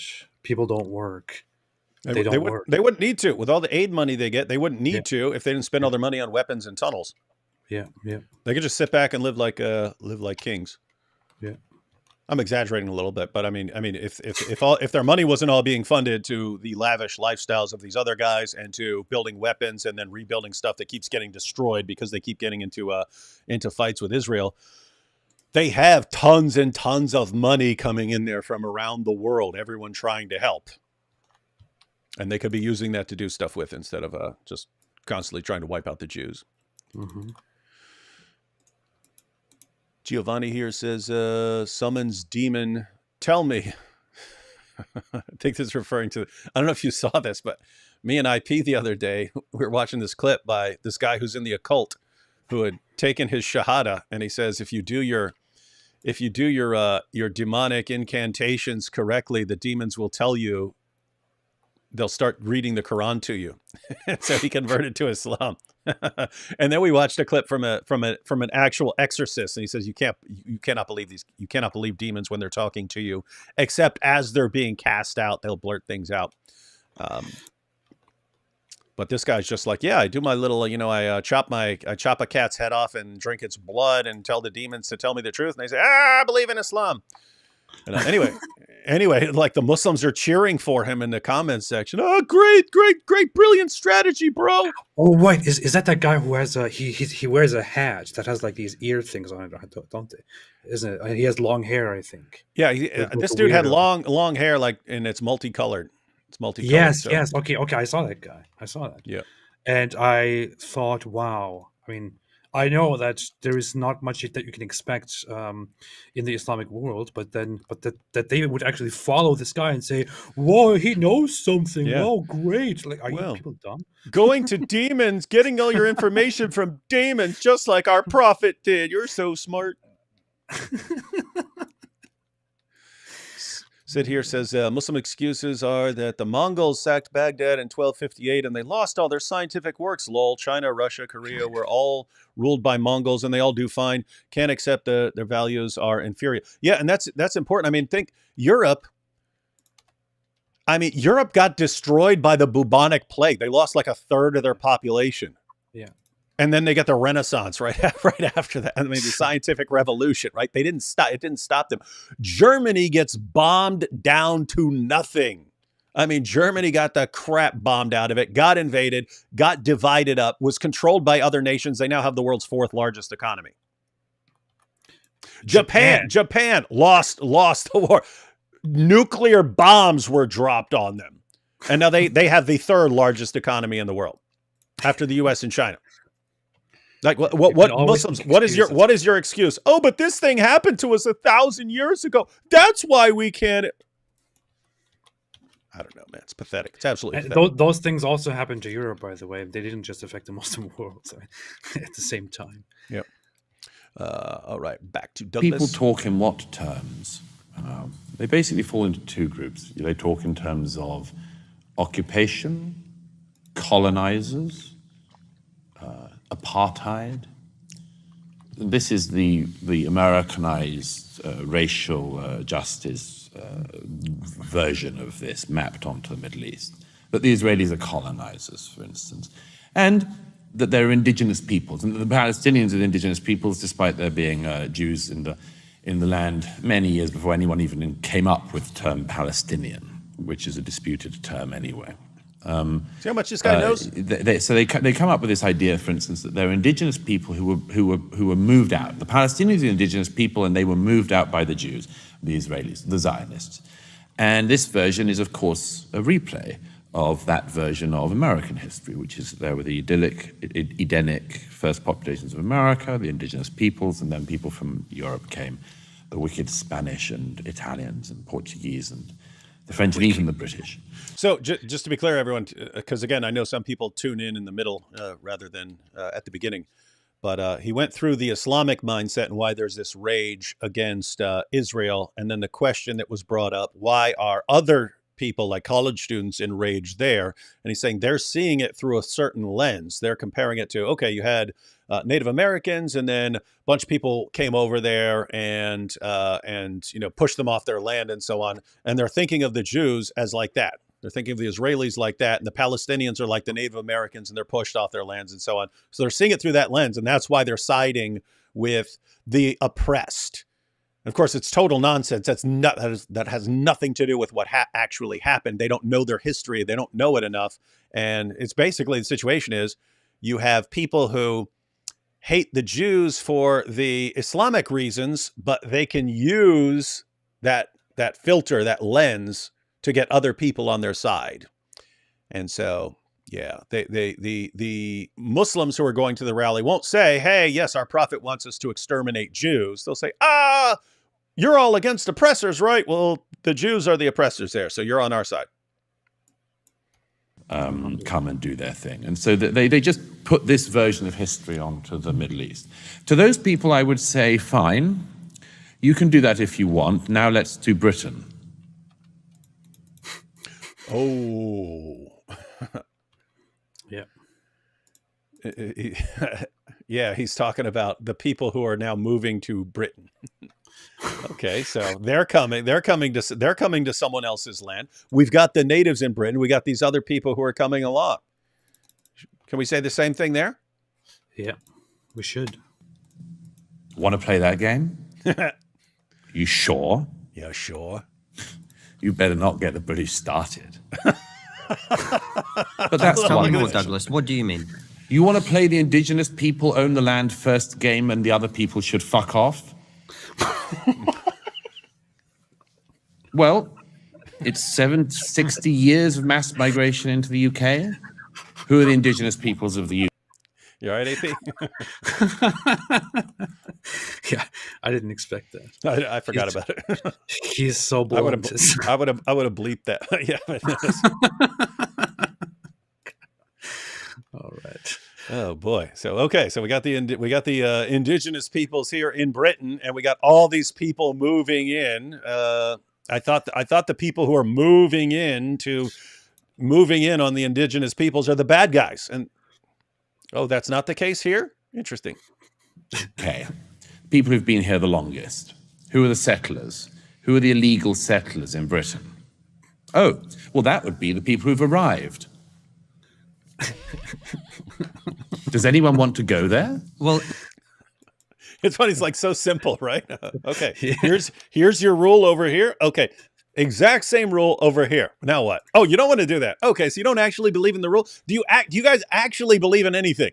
It's like you'll take the Jews and then you'll make up all these rules for the Jews just to get people enraged about the Jews. But you don't believe in anything you're saying. You don't believe in any of the moral principles you're saying. You don't believe in defending any of the groups you're actually saying that you want to defend. You don't believe in any of the principles you're claiming. You don't believe in anything you're actually saying. It's all just whatever is convenient at the moment for attacking Jews. That's what you cling to. And you don't believe a word of it in any other context. Alhamdulillah. Fascinating. You see, Douglas, I think what you're saying is logically sound, as you know. But I was very struck by something. We haven't released this episode yet, but we had a conversation with Michael Malice when we were in America. And he said to me, Konstantin, you've got to realize at some point that these people do not use language to communicate. They use language to manipulate. Sure. And so what you are saying makes sense, except they would say, well, no, what do you mean? You are straight, white, or not straight, white, or whatever you are, right? I'm a blue-haired lesbian, non-binary black woman. That's not how they... Let me rewind what he just said. Yes. Here we go. That's awesome. But I was very struck by something. We haven't released this episode yet, but we had a conversation with Michael Malice when we were in America. And he said to me, Konstantin, you've got to realize at some point that these people do not use language to communicate. They use language to manipulate. Sure. And so what you are saying makes sense, except they would say, well, no, what do you mean? You are straight, white, or not straight, white, or whatever you are, right? I'm a blue-haired lesbian, non-binary black woman. That's not how they see you, Douglas. Well, I self-identify. Yes. He just burned him up saying he identifies all this stuff. It's funny that he called him accidentally straight. Oopsie. Can you imagine if Douglas were actually easily offended at that stuff? Because that's the sort of thing, like if you misgender someone or any misapplication or something like that sends people to enrage nowadays. Yeah. And the oppressed people are the people with more melanin in their skin. Well, they should speak to the Yemeni Jews. They should speak to the Ethiopian Jews. They wouldn't even know what I was talking about. They can look it up. They can educate them. I love this guy, man. Look at his face. They can educate themselves. He said, let them look it up. They wouldn't even know what I'm talking about. This is awesome. It's like this, like this super, like a lot of people speak in a condescending fashion, but it's not merited, right? Like they're doing it just for show, whereas he's doing it like he's talking about complete morons who know absolutely nothing. These college students and so on. And let them look it up. They don't know. He knows they don't know anything. And then this look on his face. It's classic. It's so good. Classic Douglas Murray. The point I'm trying to make to you is we have a narrative in this country, certainly the native population, or certainly the longest living here native population, they are the oppressors. And you know that all of this is about this oppress-oppressed dynamic. So your argument in their world doesn't work. Well, the girls in Rotherham and everywhere else in Britain who were raped by the thousands by Pakistani rape gangs in the last 20 years were not the oppressors, were they? Yeah, it's the white people who are automatically the oppressors and the brown people who are automatically the oppressed. Okay, well, what about these guys drugging, raping, gang raping, pimping these 12 and 13-year-old girls? Who are the oppressors there? Oh, the little girls. Gotta be. I would say that they were the oppressed. But let me return to the second class of person who is of the left, of the kind that I was mentioning, who the second class of critic of Israel. And we learn a lot from this. What are the other accusations that they put, apart from the Americanized social justice versions? What are the other versions of this that they put on it? They say the Israelis are committing genocide, that the Israelis are like the Nazis, that the Israelis were as bad as Hitler. Oh, so yeah, the first part of his response. So he talked about, gosh, this guy's smart. he breaks down the Islamic mindset towards the Jews, and he's got the foundation that goes back to Muhammad. They rejected Muhammad. He put him out of the land, and then in the world today, they're like a constant reminder of that there's some sort of problem within Islam, and so there's this kind of rage against the Jews for being a constant reminder that there's this problem within Islam. And then so the question was, what about other people who have a problem with Israel? And then he gave the U.S. perspective, which they're seeing it through the lens of like, again, Native Americans being oppressed by other people. And so they're thinking of Israel like that. And now he's talking about the European perspective. They're thinking like the worst thing is Hitler and Nazis. And he's saying in the European mindset, that's how they're portrayed, that the Jews are like the Nazis, and it's brilliant stuff, man. Now he's breaking down everyone's different perspective. And it's exactly what you see going on. It's exactly what you see going on, depending on which group you're interacting with. Wild stuff here. Now, what is this? First of all, we have to hit on the head the idea that the Israelis are committing genocide, which is rife out there. It would be the only genocide in history in which the population massively expanded during said alleged genocide. Yeah. The population of Gaza has shot up in the last 18 years since Israel withdrew.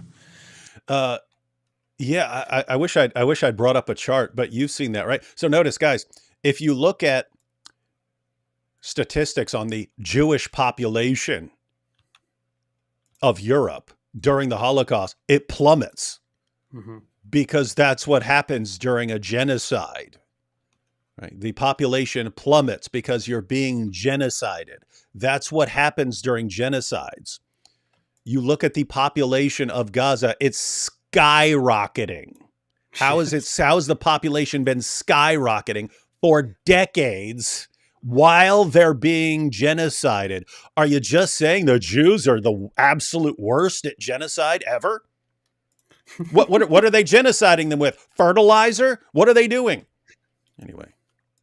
Also, what's in the bombs? What's in the bombs? Fertilizer? I don't know.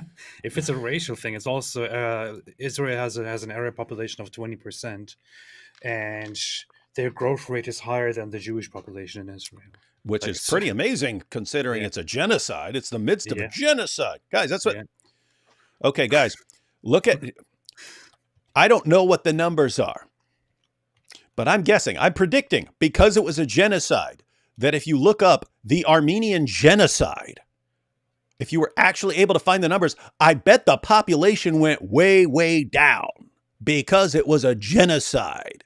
Tons of people were being killed. They were being exterminated. That's what happens in a genocide. What are you talking about, David? If it's a genocide, that means a population booms. That's what happens. It means you put Miracle Grow on everyone and they all just multiply. It's unwanted growth. That's what genocide means. This is what I mean. They keep asking them questions, but it keeps going right to the heart of that. Wait, okay, you're saying is a genocide? Is a genocide here? Okay, how is this the only genocide where the population is skyrocketing? Yeah. Oh, maybe because it doesn't sound like a genocide? Okay.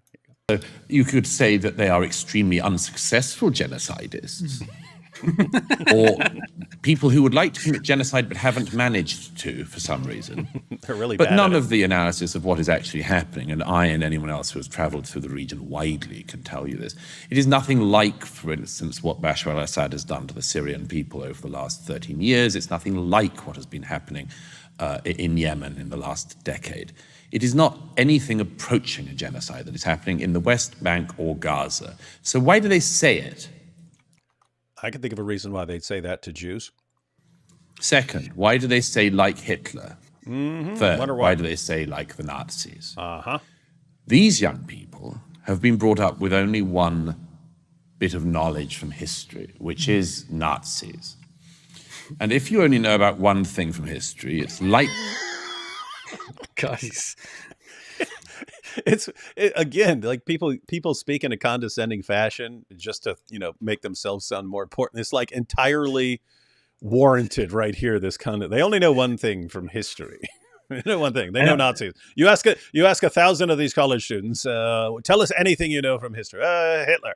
That's what we know. You're right. Like if somebody else was, being so condescending about this, it might sound a little bit, I don't know, annoying. It might sound, you might not like it very much. But with this guy, it's just, and he's so nonchalantly, basically insulting these people who deserve to be insulted.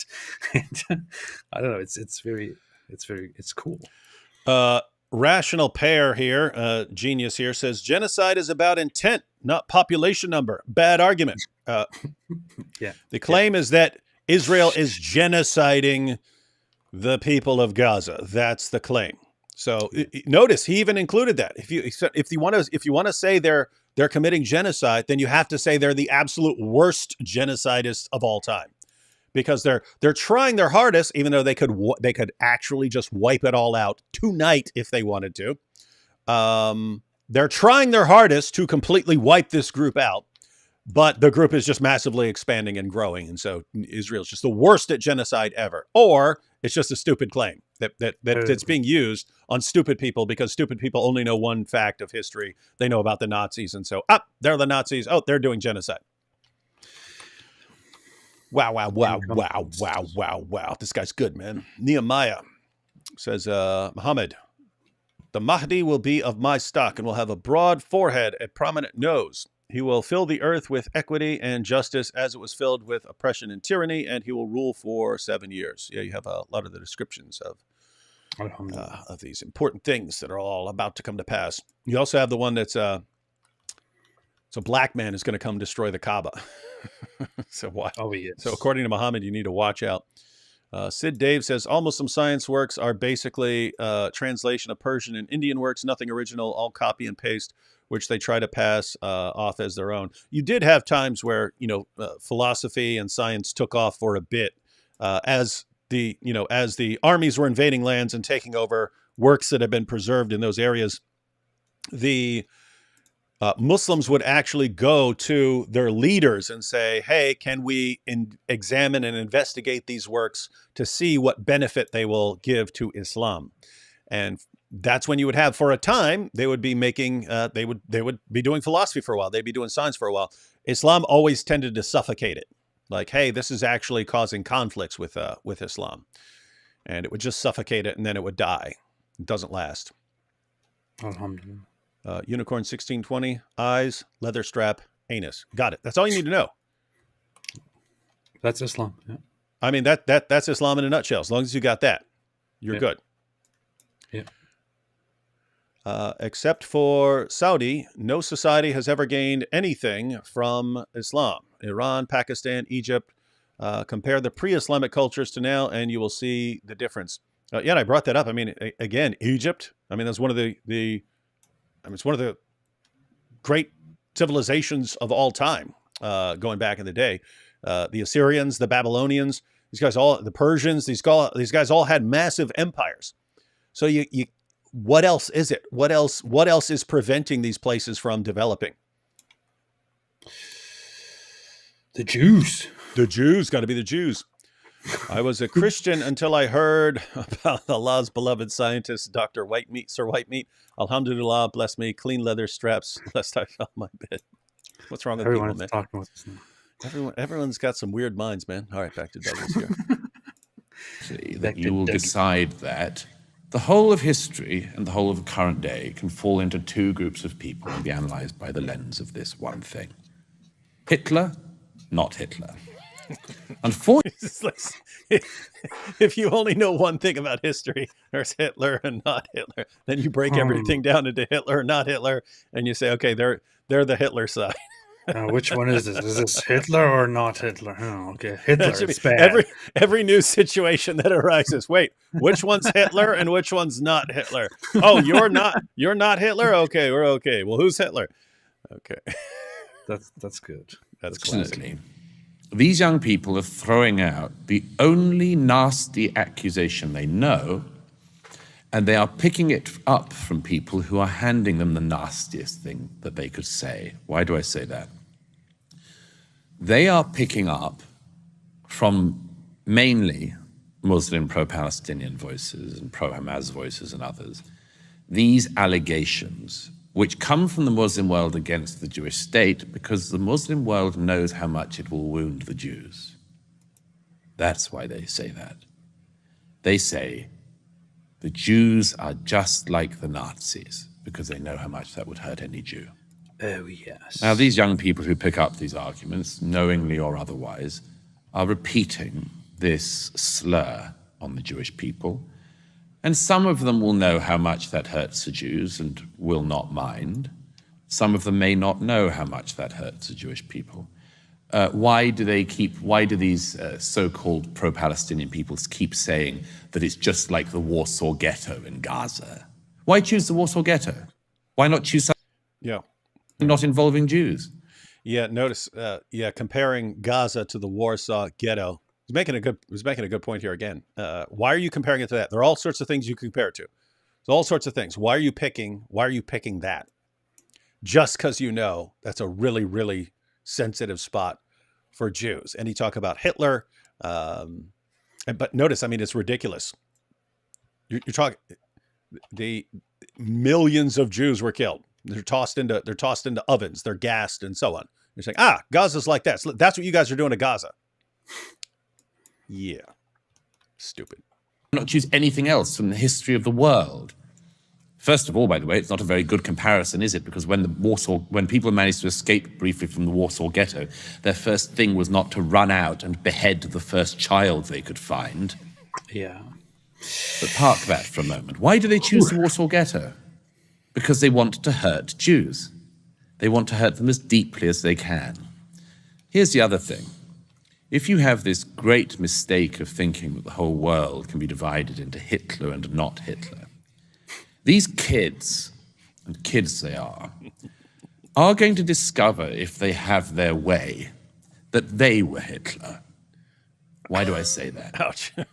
Because if their chant came true, and from the River Jordan to the Mediterranean Sea, Palestine, which is to say a state which is Judenrein, because Mahmoud Abbas, the head of the Palestinian Authority, as well as Hamas, who of course have been running, if you can call it at that, the Gaza for the last 13 years, since they killed the Palestinian Authority representatives in Gaza.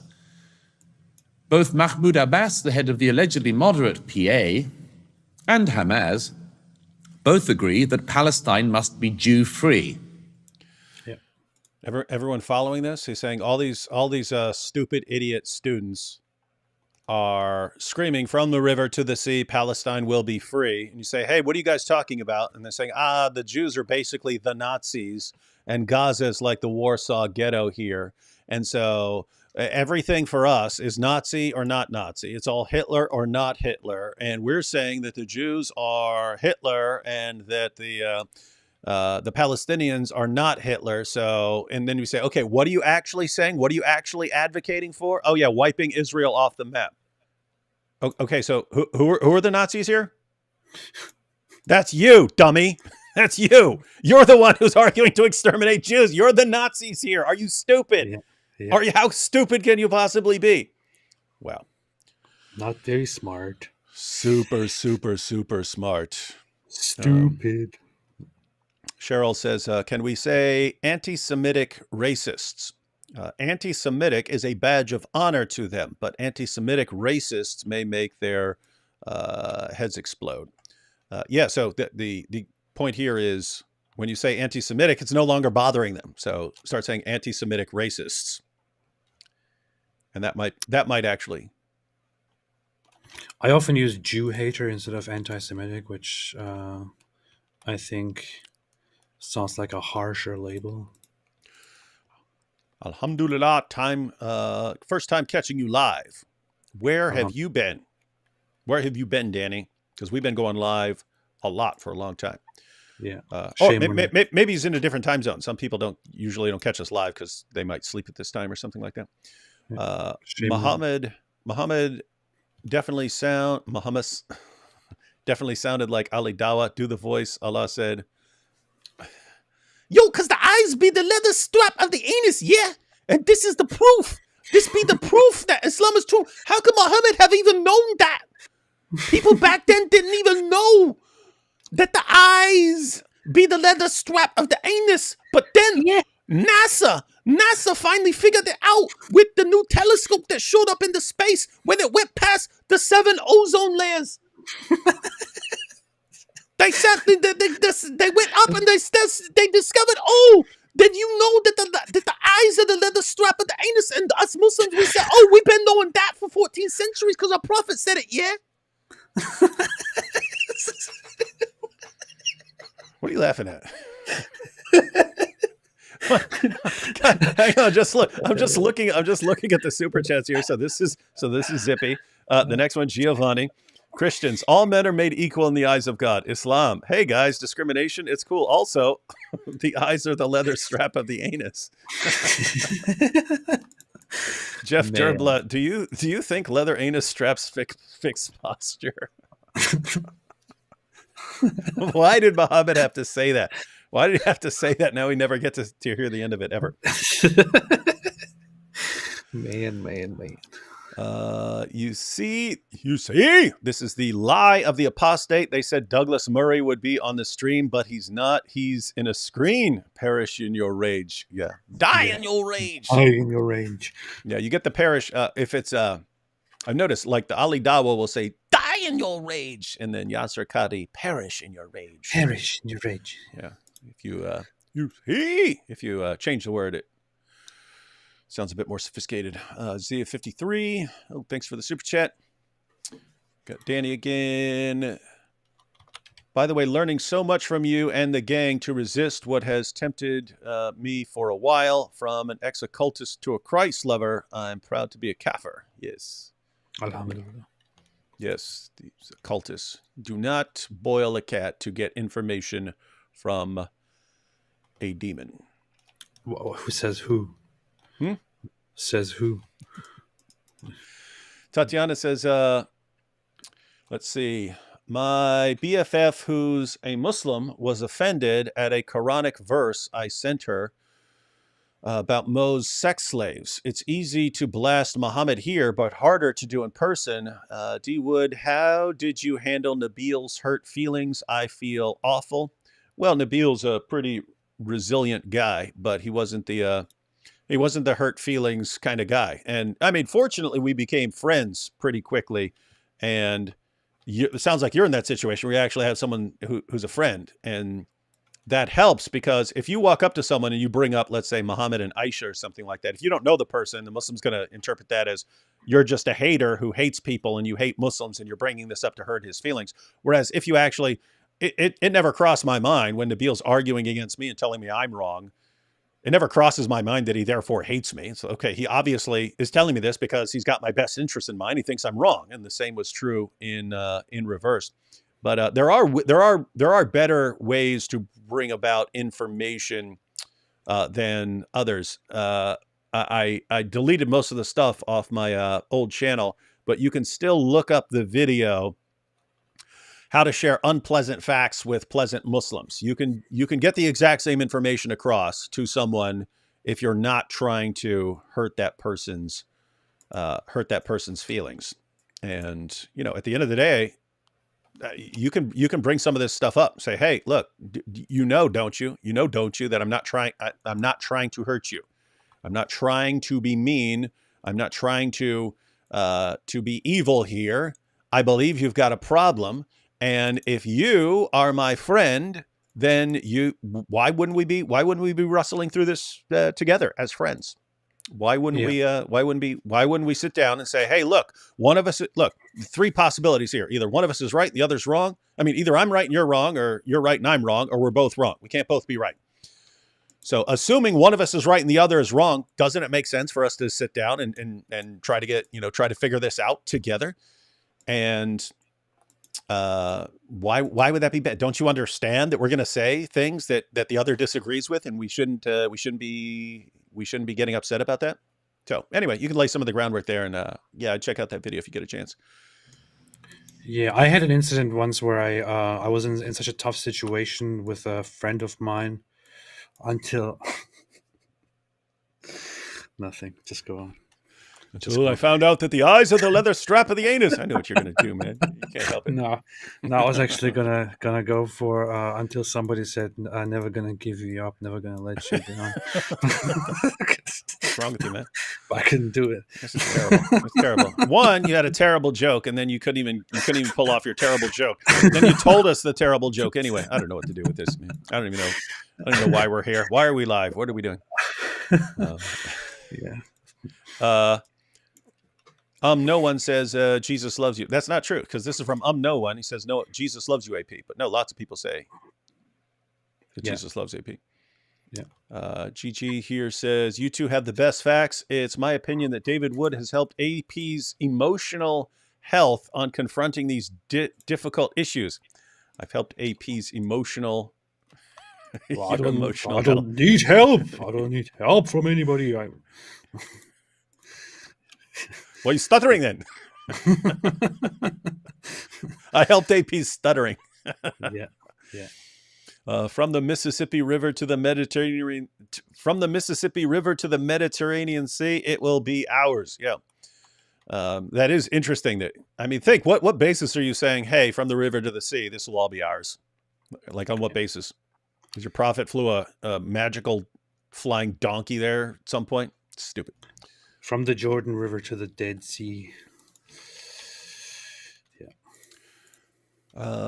What is the worldly religion of the Jew? Huckstering, what is his worldly god? Money. Karl Marx on the Jewish question. Marxists hate Jews. Matter of fact, I think this is the last thing in this clip that I have that Douglas Murray is going to bring up. No matter what the Jews do, people hate them for it. He brings it up. He's like, when they're stateless, they hate them for being stateless. When they have a state, they hate them for having a state. When they're rich, they hate them for being rich. When they're poor, they hate them for being poor. No matter what they do. And Loaves of Bread here says, Muslims are trying to stop Brits wearing poppies for Remembrance Day, 11/11. End of World War I might be a sore spot. Yeah. The collapse of the poor Ottoman Empire. There is no scenario in the heads of the Palestinian Authority or of Hamas in which one Jew is allowed to live in the Palestinian state. So if from the river to the sea a Palestinian state is created, it will mean either the eradication of all Jews in Israel or the displacement of all Jews in Israel, which means carting out every Jew from their historic homeland and either killing them or sending them somewhere else. And that would be done in the name of being anti-Nazi. These people have a huge problem coming their way if they get their way. Yeah. They're ignorant as hell, and they will have to hope to God that they never get what they say they want. Isn't that interesting? Like, these guys are saying, here's what we want from the river to the sea. And it's a bunch of stupid college students. Hey, we want them. What does that mean? It means Israel has to be wiped off the map. Oh, okay. Suppose you actually get your way. Which side were you on? The Nazi side or the non-Nazi side? And they would go down in history as the morons who wiped out the Jews like Hitler. Yeah. Well, it's so funny that this is it's so simple, but these people don't even bother to think about it. No. Or they don't care. No, it's just this is what a bunch of other groups are doing right now. So let me jump on the bandwagon. Yeah. Like this is what's cool on campus right now. So I'm going to be cool on campus. What are you actually doing? Calling for genocide against Jews. And how are you making your point? I'm calling them Nazis. Oh, you guys are so smart. Tell us more. Why can't you run the world? Super smart people. You know what? I'm also kind of under the impression lately that, I don't know, since October 7th, so much stuff emerged, so much horrible rhetoric emerged from the right and the left together. From the right, I mean from those conspiracy theorists and neo-Nazi types, and then so many on the left, overwhelmingly. Like it's so funny for such a long time, these leftists went around calling everyone Nazi, and then they turned out to be the first ones to immediately jump on the anti-Semitic bandwagon and to basically go full anti-Jewish. Mm-hmm. And it That is just makes that me is think. interesting, isn't it? Like these are the guys. Everything I disagree with is Nazi. Yeah. And then, okay, what are you going to do? Hey, what are you going to do now? I have to help destroy Jews. Wait, what? No, awesome. Go ahead. And the stuff that they say about Israel and about Zionism and about Jews, it just makes me think these people never really cared about Jews. On the contrary, they never really liked Jews. They never really wanted to like the Jews. That it just kind of they just kind of went with it because they thought this is the anti-authoritarian position to have. But they they've always had this resentment or this hostility toward Jews or toward anything Jewish, and at the first opportunity now they're jumping up and showing that and shoving it in everyone's face. It's disgusting. I don't know. Yep. Troubling. Yeah. What could go wrong with such brilliant and well-informed young people entering the workforce? Oh, wait, they're not going to work. Mhm. People are really obsessed with one certain issue that keeps coming up here. Not says, what kind of straps do vegan Muslims use? Hemp, I believe. Yeah. So if you're a vegan, the eyes are the hemp strap of the anus. Just Yes. keep that in mind. Another one here. The leather strap will rule. You see. In order to correct ritual one, to have correct ritual, one must first widen their leather straps of their anus, and the demon will be pleased to tell you the truth of Islam. We got some. What? Why did we ever bring up that verse? We're going to need to actually have one day where we have a funeral for that verse, and we say, okay, we're kind of done with this now. Yeah. Forever. Giovanni says, you didn't read the message, D. Wood. You only explained it to AP. I will now convert to Islam because of this great insult. Alhamdulillah. Yeah, it's always good. Good. Awesome. And a Ghazian Ethiopian here says, you're right. Ethiopians giving asylum to Muslims was a mistake. Indeed, we paid a heavy price. But notice, I mean, back then, so Muhammad's in Mecca. He's preaching monotheism in Mecca and preaching, hey, people need to believe in Jesus, preaching that in Mecca. And then people hear about it. It's the same reason that the Jews were, they didn't regard him as a prophet, but they thought it was cool that he's preaching monotheism and so on. But that had an effect on Christians. That had an effect, according to Muslim sources, on people like Waraka. It had an effect on the Jews. Hey, there's this guy preaching monotheism here right in Arabia and around a bunch of pagans. What a great guy. Oh, wait, now he wants to slaughter us all and subjugate us all? No. Yeah. That's what false prophets, the point here, that's what false prophets do, ladies and gentlemen. A false prophet does not come to you and saying, hey, let me contradict everything you believe. A false prophet comes along and says, hey, I agree with you. Now support me. Or else. Die. Oh. Giovanni says, Douglas Murray seems to be the only intelligent person to have actually read up on Islam. It is weird. I mean, you see someone like Douglas Murray and it's like so commonsensical. Everything he's saying so clear, so indisputable. And you've got entire populations going in like the dumbest directions imaginable. Weird. This is one of the things that has really struck me because the Israel-Palestine issue, we've had people on the show to talk about it, but it's honestly not something that I have really paid a huge amount of attention to. I say that with some regret now, but nonetheless.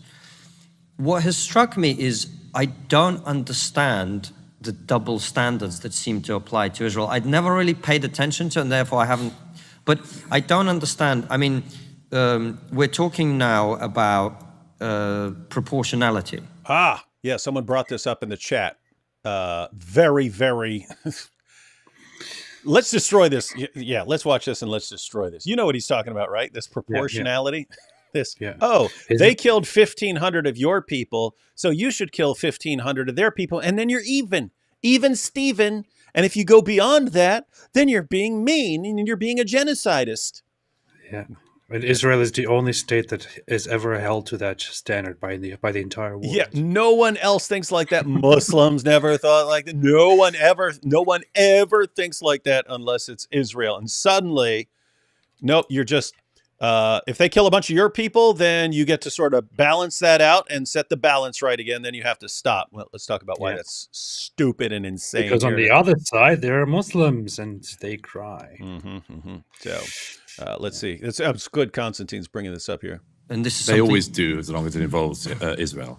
They and I always haven't talk about understood what that means exactly, because Nobody I don't does. think Israel would want to go into Gaza and butcher innocent civilians in the way that Hamas did. And also, in a war, proportionality is moronic. You're trying to win. it. Yeah, of course. So why are people calling for proportionality? Because they want Israel to lose. That's all. No, the international community always does this. There's, not much love lost across much of the world for Israel, for the same reasons as I described much of the Muslim world not having much love for Israel. Becomes the whipping boy, the scapegoat of the international community. The joke that the UN should have a football team. They would say, well, who would they play? Israel, obviously. I missed that when I originally watched it. The UN should have a football team. Who should they play against? Israel. That's funny stuff.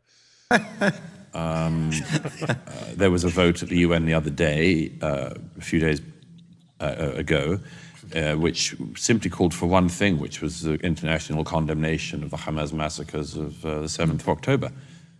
It didn't pass. Wow. The UN couldn't even agree to condemn the October 7th massacre. Couldn't even agree on that. Didn't pass. Didn't pass. The UN couldn't bring itself to vote to condemn the massacre of the 7th of October. And when it was announced in the hall that it hadn't passed, there was much whooping and clapping. Now, we've seen this before, of course. In 1975, there was a resolution at the United Nations. Hang on. I don't know if he's coming back to the proportionality one here, but I wanted to make sure we covered the proportionality. So, AP, you familiar with this? That, again, and we heard, they instantly started saying this. This is what came up on Piers Morgan repeatedly and so on.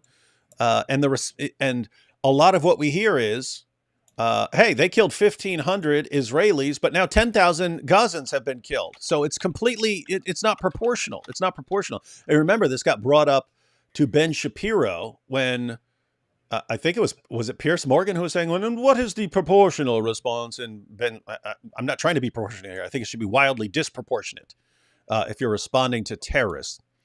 But yeah, so guys, this is why this is insane, and everyone needs to be prepared to explain why this is stupid and idiotic and insane and inconsistent and is applied to no one in the entire history of warfare. So the claim is, again, Hamas killed 1,500 Jews in that attack. What should Israel do in response? Well, so the argument goes, we agree that Israel can respond, but it has to be proportionate. They killed 1,500 of yours, therefore you can go kill 1,500 of theirs. Even Steven. Then you're even. Then you just move on. Then you go on. You live life after that, right? So it's like when someone launches a horrible attack on you, it's like a balance has been thrown off. And so your goal in responding is to bring balance back. They killed 1,500 of yours, you kill 1,500 of theirs, and then everything is even Steven. That's like just this enrages me. What he just mentioned. So it was an amendment at the United Nations on condemning the October 7th attack by Hamas, and also condemning the whole method of attacking civilians and taking hostages to then make demands and things like that. And it was rejected.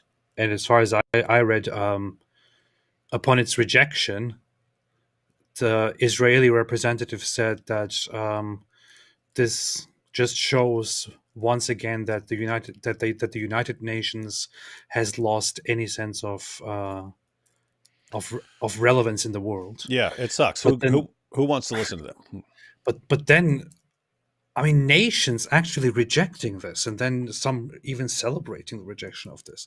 And we're talking about an incident and an event of terrorists pouring into a country and directly targeting civilians and brutally shooting and killing them and burning them and so on. And this is not being condemned because Israel is on the receiving end, and Muslim terrorists are on the other end. They are the doers. Excuse me, but why in the world should Israel now respect anything at all? Mhm. Why in the world should they now respect anything? If they didn't respect anything at all on the Gazan side, I would understand it at this point. Yeah. Yeah, same thing with the UN. Like, why? I mean, they don't take them entirely seriously. They still understand that they're still, they still try to interact with the UN and so on. But I mean, notice, how would you not be okay if you guys can't condemn slaughtering men, women, and children in Israel? If you guys can't condemn that, don't talk. Just shut up. Just shut up. No one cares what you say anymore. Shut up. Not we're done with you, and just walk away. Walk away. So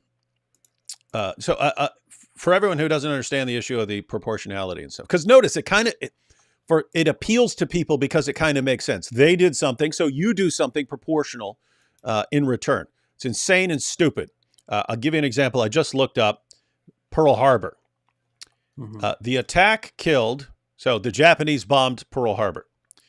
The attack killed 2,403 U.S. personnel, including 68 civilians, and destroyed or damaged. They're targeting the fleet. They're targeting the U.S. fleet to try and cripple the United States before the war even starts, and therefore to demoralize the U.S. so that the U.S. doesn't want to fight, and hey, their ships have been destroyed. So including 68 civilians, and destroyed or damaged 19 U.S. Navy ships, including 8 battleships. So notice you want a proportionate response. Then what the U.S. should have done is said, okay, now we've got to go kill 2,403 Japanese people and blow up 19 of their ships, and then we're even, Steven. Then we're even. Then we're okay. Now notice there's a weird. If you're stupid and not thinking, you go, oh, okay, that makes sense. No, your goal as a military and as a government is not to even the scales out. Your goal is to make sure they can never do that to you again. That's your job as a military, as a government, is to make sure they can never destroy your ships again, that they can never launch that kind of attack again, or that they don't want to do it. And so you're trying to destroy their ability to do that to you again and their will to do that to you again. That's what you're doing. And what happens? What happens? You fight them until they surrender, and you make conditions where they can't do that to you again. You fight them until they surrender, and you make the rules for them, and you make them agree to the rules that ensure that they are not going to do that to you again. It's the same. Pick a war. Pick a war. That's the goal. If you're fighting Germany, your goal is to go in there, crush Germany so that they can't do all this messed up stuff again. That's your goal. What is Israel's goal? If they get invaded and 1,500 of their people are slaughtered by terrorists, what is their goal? What is their job? What is the goal and job of the main goal and job of the military, of the government? What is your goal right now? Make sure they can never do that again. What are they looking for? Surrender. Surrender. Hand over the people who did this, or we'll hunt them down and kill them, get our hostages back, and make sure that they can never do that again. That's what you're looking for. And for some reason, in this war only, no. All you get to do is even out the scales. You can't crush them to make sure that they don't do that to you again. Absolutely idiotic and insane. Any thoughts on that, AP, before we wrap up? There's about 2 minutes left of the clip I have here. No, I have a lot to say here, but I don't want to say. Are you going to go on one of your AP rants? No, not now. Not now. Danny says, Murray is simply dropping bomb after bomb. Yeah, I noticed. Like, they bring up an issue, and he just somehow zeroes in on the most relevant point. Devastating critique demonstrating the utter incoherence of the pro-Palestine position. Indeed. It's college students thinking they're being anti-Nazi by acting like Nazis. It's insane. It's ridiculous and insane. Lucid here says, love D. Wood's impressions, but can he do one of AP? Of course. Hi, everybody, and welcome. This is the Apostate Prophet. I hope you're having a wonderful day. Nice. You have to work on that more, though. Yeah, I know. I'd have to practice that more. But I think I have the idea. I have the cadence down. I have to work get the intonation right and stuff. Yeah. Douglas to JP. This is funny. This is Douglas Murray responding to Jordan Peterson.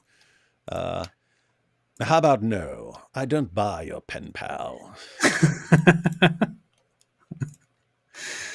Nice. Fruit Punch Samurai says, can you explain taqiyya for Islam? Thank you. You want to take a crack at that, or should I? No, I don't want to. Taqiyya.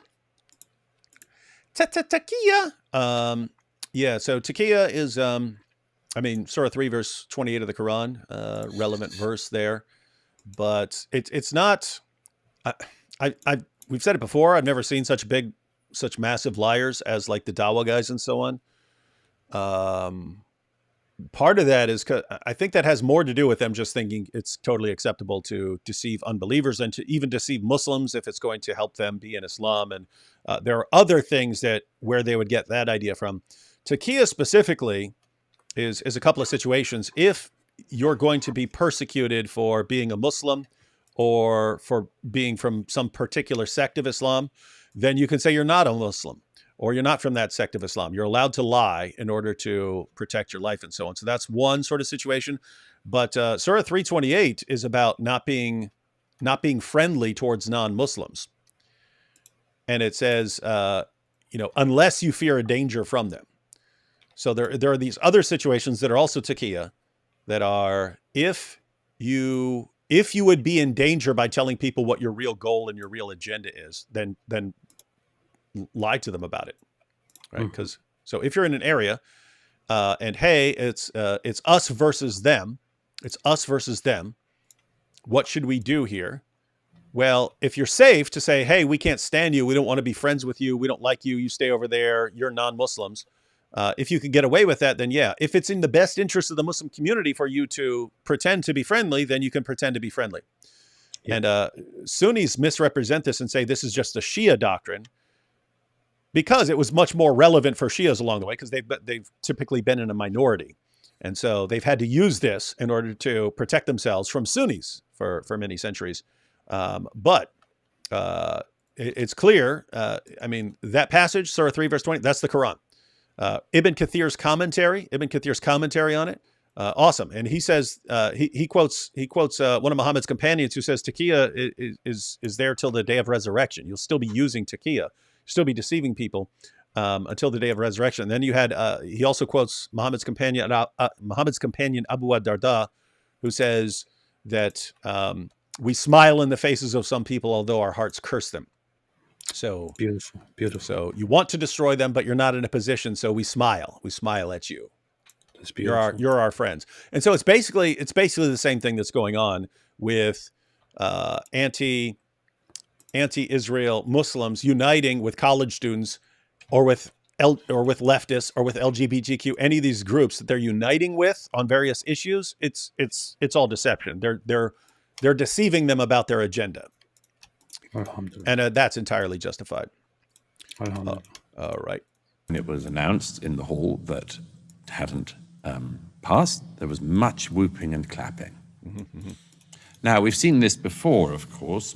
In 1975, there was a resolution at the United Nations in New York that Zionism is racism.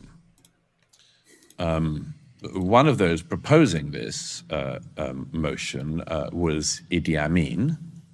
Fine, upstanding gentleman. A good guy. Yeah.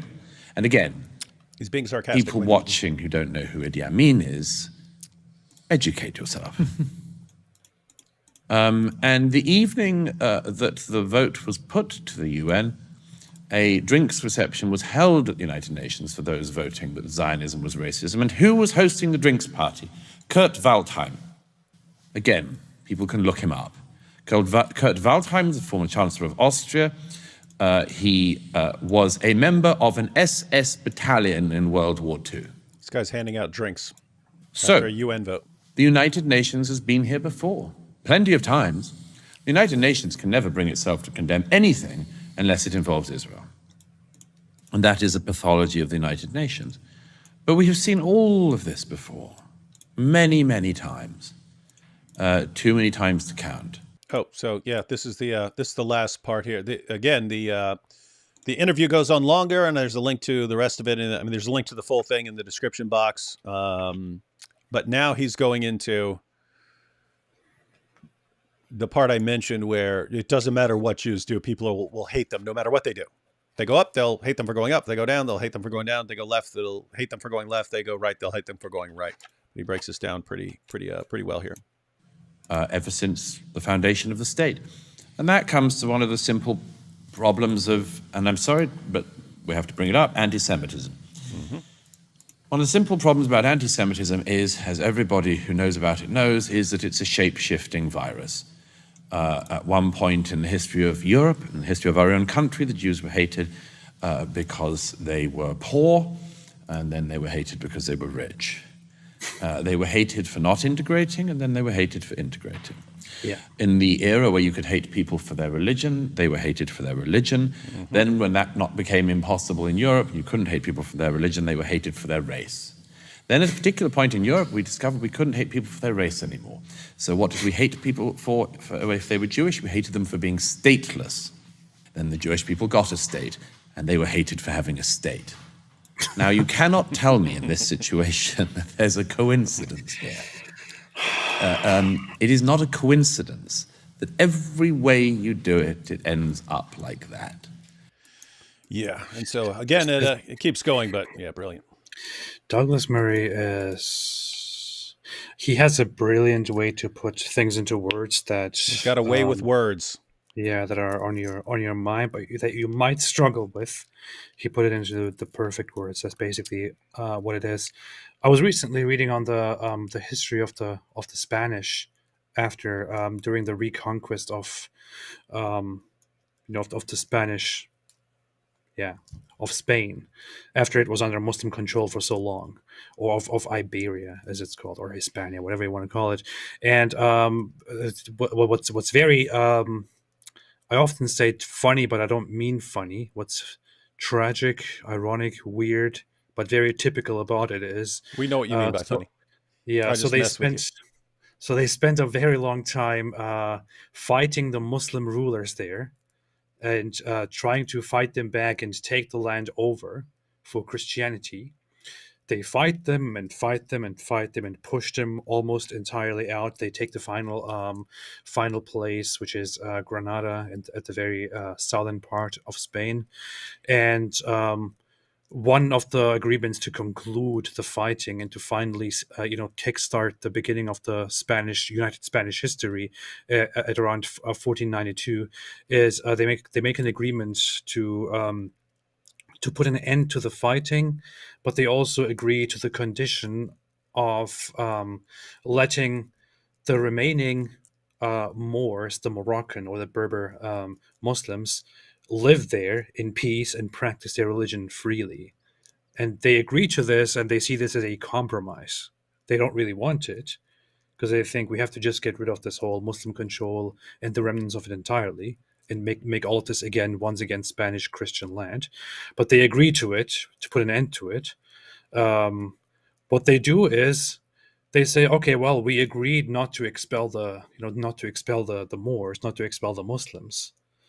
But seemingly to make up for that, what they do instead is to expel all the Jews. In the very same year, 1492.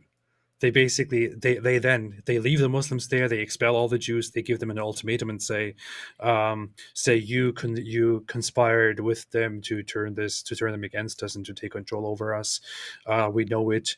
Although the Jews experienced so many pogroms and so many threats under the Muslims themselves, but they end up then giving the Jews the option of converting to Islam, converting to Christianity, dying, or leaving. As a result of which, then lots of them known as the Sephardic Jews leave to North Africa or to Muslim lands or further east into Europe. But it's again just one of those situations. And by the way, only a decade later or so, they actually kick out the Moors too, or many of them. But it's just one of those instances where the Jews are just, they just have to take the, I don't know what the word for that is or the saying for that is, but they just have to take the blame. They just have to suffer for the struggle that these people have endured. And that's just, I think that has been repeated so much throughout history. Indeed. Danny here says, proper demon ritual. 1 pen pal plus 1 wide leather strap equals Islam. Satan will confirm that. Sid Dave says, would the treatment of religious minorities in Iran, Pakistan, Egypt not be categorized as apartheid? Why does the West not sanction Islamic nations? And I mean, here's the thing. I mean, apartheid has a specific definition. I think a lot of what happens in Muslim countries with non-Muslims would be closer to it than what we find with between Israel and Gaza. But yeah, if you're going to say Israel isn't not with Israel and Gaza, but with Israel and its own Arab citizens, if you're going to call this apartheid in Israel, then yeah, tons of other stuff would count as apartheid. But the idea is kind of like the term Nazi or something like that. People should generally be careful about tossing around the term, but they don't. They toss it around with everything. And so, okay, if you're going to toss it around with everything, then yeah, would apply to a lot of Muslim nations and to the everything I don't like is apartheid. Yeah. Mr. L says, Hassan Nasrallah is expected to act within the next 24 hours against Israel. IDF, fasten your leather straps. I'm going in dry. Is he supposed to do something in the next 24 hours? That's the leader of Hezbollah. Yeah, he's supposed to give a speech one more time because he called upon America to step in and to put an end to this thing, to do a ceasefire, because they were expecting him last Friday to announce that they are going to war with Israel. He didn't do it. Of course, they would never do it. They're scared. So now they're expecting he could actually announce going to war or doing something, but it's probably just going to be a bunch of empty talk. Hey, he's like, hey, Americans, put an end to this. And their response is, how about no? I don't buy your Ella. That's good. This is something good. Peach Buns here says, if only Jordan Peterson knew half of what Murray knows. Yeah, wouldn't Jordan Peterson be an incredibly important voice on this issue if he would actually read a couple books on it and listen to some people who know what they're talking about on this issue and start saying relevant things? Like, he's always like, oh, I don't know about this. I don't know about this stuff. It's like, dude, you read like 75,000 books a year. Why can't you read a couple books on this and actually contribute on this particular issue? It's so weird to me that he seems remarkably ignorant on this whole stuff when he should be talking about it, or when he talks about it, he should be informed on this stuff. But I don't know. I don't get it. Yeah, that's what I mean. I understand people not being informed. I don't understand really smart people who are commenting on this and saying things like, get a pen pal and stuff. Like, why wouldn't you get it? It's not a ton of work, especially given your brain power to figure this stuff out. Why are you not doing it? Yeah. Weird stuff. Joshua here says, hey-o, thanks for existing. Good night. Yes, you're welcome. Thanks. Sid says, Muslims kidnap Christian girls in Egypt and Hindu girls in Pakistan and force them to convert, and no justice is provided. Imagine that. So evil. Yeah, imagine if Israel was doing some of the stuff that happens in these other countries, going in and just seizing Muslim girls, forcibly deconverting them, marrying them, and so on. These things go on in Pakistan. Imagine that. Muhammad said, you rub the lotion on its skin, or you get the jihad again. Oh wait, that was a different guy in that. That was, what is it, Buffalo Bill or something like that. I saw that when I was a kid. It rubs the lotion on its skin. I forget. That was a long time ago. You don't even know what we're talking about, do you? Silence of the Lambs. It won like 1 trillion Oscars, man, when I was a kid. From the rivers to the sea, Islam's not for me. Oh, and we got the little music there. So yeah, we'll have the music here in a second. Inshallah. Genocide is not just about numbers. Oh, they're quoting that other comment I mentioned. Genocide is not just about numbers. It's about intentions. Too bad either. If one is going to make that claim, they must admit Muslims are genocidal. So yeah, if it's just about intentions, then what are the intentions with Israel? Genocide, right? So notice you could say the Palestinians are committing genocide against Israel. You say, what? They're not. They're not killing all of it. Yeah. Well, if it's about their intentions, that's their intentions. So it's genocide, right? And you could say that all of the college student protesters and so on, if it's about their intentions, then if they're saying from the river to the sea, Palestine will be free, their intentions are genocidal. So thank you. That is correct. Alhamdulillah. But what if the plus both of the authorities, the Palestinian Authority and Hamas, both explicitly said in one way or another that they intend to exterminate the Jews in the end. So it's pretty clear. If you want to really go for that, there you have it. Here we have, but what if the anus is actually the leather strap of the eyes? Stop misrepresenting or confusing Muhammad's words. Yeah, he said it perfectly. David the Goliath says, real problem is Islamists infiltrating leftist parties all over the world and using leftist ecosystem to push their agenda. Are leftists really stupid to not see through this? Yes, they need to wake up. Yes, they do. And yes, they are really this stupid. I mean, guys, it was just a couple months ago where leftists were flipping out. What? They're not supporting Pride Month? They're not doing that? What? We've been betrayed. And you had all these Muslims out there running, trying to form alliances with the people on the right and with the conservative commentators and so on. That should have been a big wake-up call. Then you got the Hamas attack, and nope. Now we need the leftists again. Hey, we're on your side, LGBTQ. Hey, guys. And they're like, yay, they're on our side again, while we need to unite in attacking Israel. Like, hey, my guys, goodness. long time no see. Yeah, we were just kidding about, not supporting Pride Month. Leftist. Racism is bad. Also the left. Nein, Juden. It's Juden. Well, it what is N-I-E-N? It's a misspelling too, right? And it should be kind, right? Should be kind of Juden. Would that be correct? Yeah, kind of Juden. Ah, see? Yeah. So I do speak perfect Deutsch. Yeah. Yeah. Rob White says, I saw a video of a Gazan residents leaving the Gaza Strip with white flags. Maybe they are going from the river to the sea to be free while Hamas is smashed by Israel. Yeah, I thought I saw a bunch of people, like a line of people fleeing and so on. And that's what should happen. But yes, guys, the solution... There was some news that the IDF is helping, or some Israeli authorities are helping lead like a large crowd of Gazans go southward, and there's video footage of that while protecting them from Hamas. There is footage like that going around. It's very interesting. Looks like genocide, right? But yes, guys, there's something that's supposed to happen here.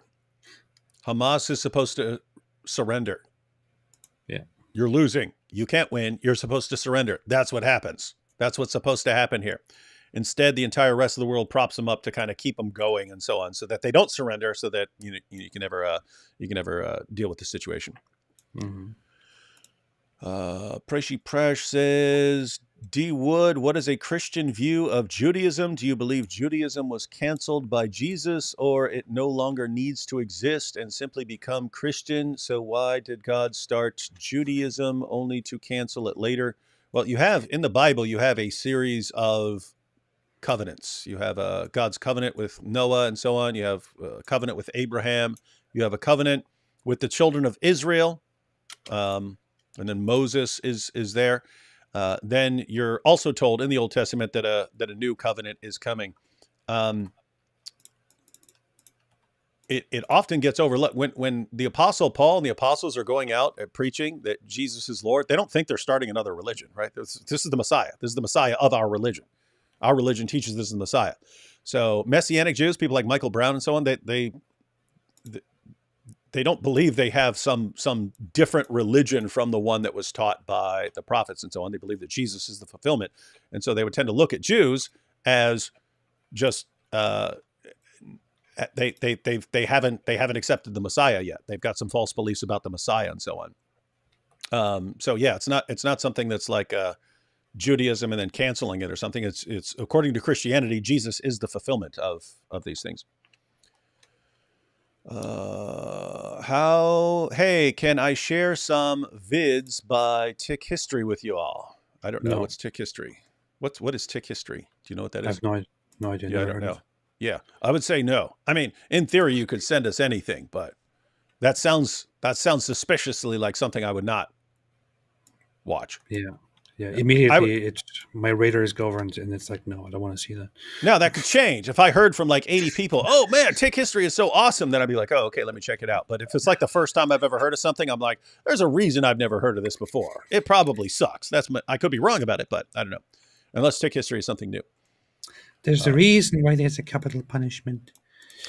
'Tis what you call having your soul sold, Islam. Mm-hmm.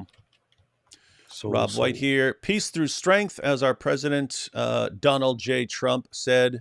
That is one problem that's been going on for a long time in the West, is they don't understand that they're dealing with people who only respond to being crushed if necessary, right? But they only respond to someone who can kind of dominate them. And so on. And somehow we've absorbed the idea that if you're fighting a war, you're not supposed to win. And what's the result? Well, you take a place like Afghanistan and you just stay there for decades and you leave and you accomplish nothing. Because you don't want to lose, of course. Yeah, you don't want to actually do what's necessary to crush the people you're trying to crush. You don't want to do it because it would be mean. It would be mean. Don't win. You're supposed to lose. Sid Dave here says, David Wood, I'm an atheist. We know, you've told us like 900 times, Sid. But you have done an amazing job to expose Islam. I have literally learned so much from you on how vile this ideology is. And that's kind of the point. And, Christians, atheists, Jews, even minority sects of Islam, Hindus, we're all kind of on the same side of this issue. Namely, we're all targets in various ways. Some are worse. Some are in more danger than others, depending on who you are. But yeah, we can all be united on this. Whatever else we may disagree on, monotheist, polytheist, atheist, whatever else we may disagree on, something we can disagree on. We do not want to be controlled by this. What are you laughing at, AP? I know you're laughing at something. What is wrong with you? I don't know. Whenever you say when you say minority sects, it sounds like you're saying minority sex. Only to people who are absolute perverted atheists like you and Sid Dave. Did he say sects? Did he say sex? And I was just trying to think. He said sex between minorities. And I was trying to think what minority sex would be referring to. Anyway. I saw a video of this Bo Burnham guy once. You ever heard of Bo Burnham? Yes, I have. He was young. When he was young, he would do all these rap songs and stuff. And he started this play on words with sects and sects. Uh-huh. And he says, and I'm talking about a religious sect, like a Mormon sect that won't allow you to have sex of people of different sex, but you can't have sex. You can't have sex with members of the same sex, of the same sex. So he just this massive play on words with sex and sects. Yeah. But that's the guy who did this special during the whole COVID thing. They did this interesting special where he was just in a room recording bunch of songs. Yeah, Joe. he's his brain is turbocharged in one area. He is a legitimate genius type. Mm-hmm. Alpha Channel says, old Spanish saying for kids when they passed wind, as we would read in the Muslim sources, don't blink, you don't have enough hide. Spaniards mocking Muhammad's anal sayings to obscurity. Yeah, that's good. We're going to need to mock those sayings into obscurity. Rob White says, what is the significance of IDF using a Humvee type truck to shoot sewage at Hamas? I don't know. I'm not familiar with it. You know about that?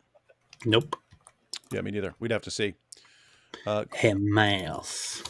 Grace here says, what do you think is more likely to be true, Islam or Richard Carrier's version of Jesus mythicism, where Christianity was inspired by visions of an angel named Jesus being crucified by sky demons? Yeah, that's pretty even matchup there. As silly as a lot of stuff in Islam is. Yeah, so Richard Carrier doesn't believe that Jesus was an actual person. So he's a Jesus mythicist. But there are all these passages that scholars grant are very early and were actually come from the followers of Jesus. And so what do you do about these passages? And he said, well, they're not thinking about an actual person. They're thinking about some spiritual realm and where Jesus is doing these things and so on. And so, pretty.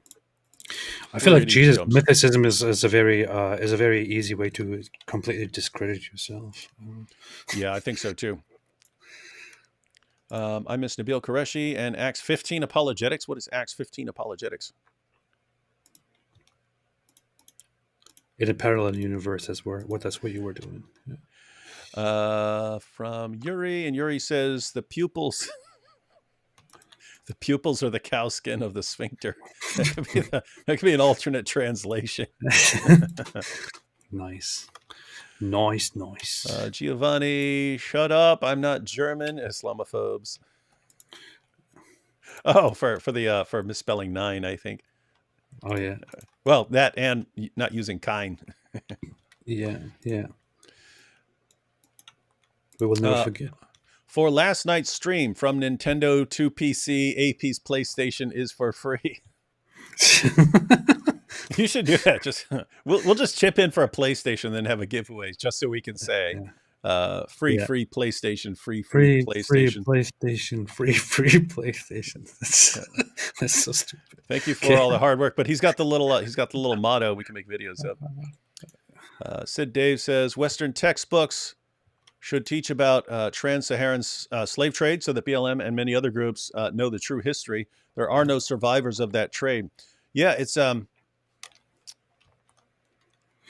lot of the stuff that we would want people to know. The concern would be, like, if you just let, like, me and AP and Robert Spencer control the curriculum, I think it would help a lot of people if we actually were able to put some information in there, but we'd be considered biased and anti-Islam and stuff like that. The point is, you could tell history about things like that and about the history of Muhammad and his wives and his interactions with the Jews. You don't have to have one word of criticism in any of that. You could just state, you could just state that, and it would actually change the world. Guess what? Even if you did that, said we're just putting in this factual information from Muslim sources and from historical sources, we're just putting that information in, giving it to students.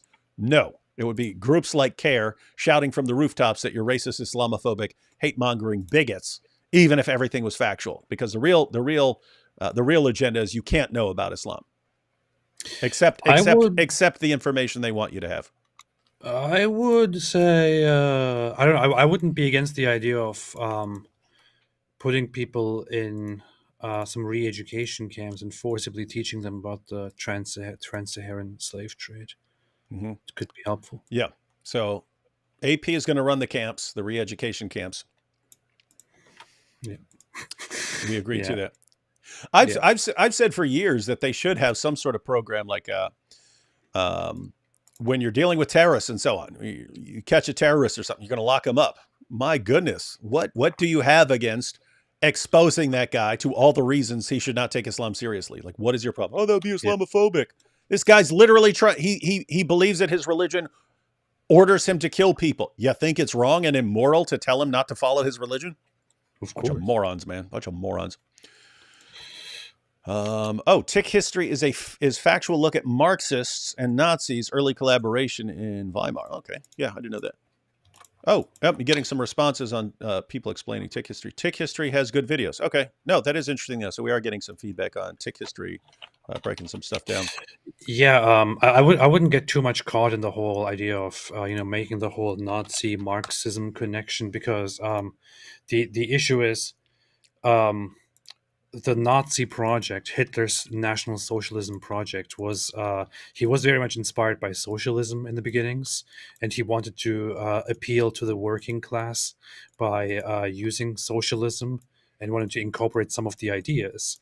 But then National Socialism turned out to be a very non-socialist system, especially in terms of, for example, where the Nazis basically worked together with these business moguls, with these giant corporations, to then make them dominant over parts of society. Instead of seizing the means of production as a state, they would just give it over to the corporations, and that is not socialism. Yeah. And Hitler had a very big problem with Marxism, and he started this whole he didn't start it, but he bought into this whole idea, this whole conspiracy, that Marxism is this giant Jewish project by which they're trying to take down the European, pure white Aryan nations, and that Marxism is basically a Jewish poison by which the Europeans will die unless the Nazis stop them, or dumb stuff like that. And he goes very much in depth, in a very insane way, into that in Mein Kampf. So yeah, trying to go down that path might not be very successful. I think I will check out Tick History though. Me too. Hey AP, minority sex. Look, he's still laughing like a little kid. It's even spelled for you, so you know what everyone's saying, and you're still laughing like a little kid. He said a word that sounds like sex. So naughty. Is anyone looking? I totally forgot about that. I just remembered that. I completely forgot about that in the last minutes.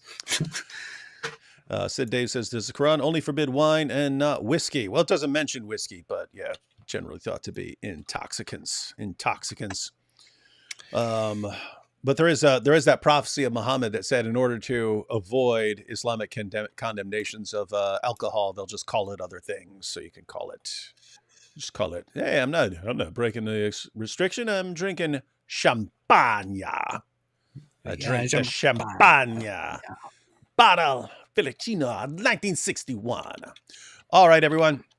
I hope everyone was liked that Douglas Murray clip as much as we did, because that was awesome stuff. And I was like, amazing.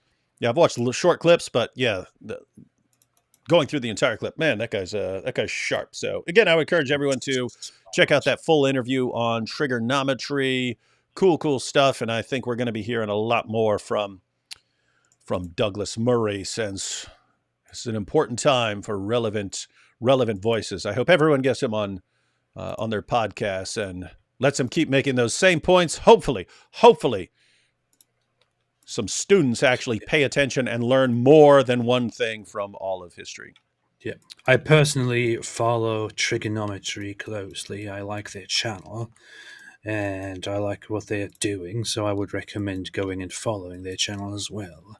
Yeah, I'm liking it. It's very beneficial. Douglas Murray is amazing. He's a genius. That's what I want to say on my part about that.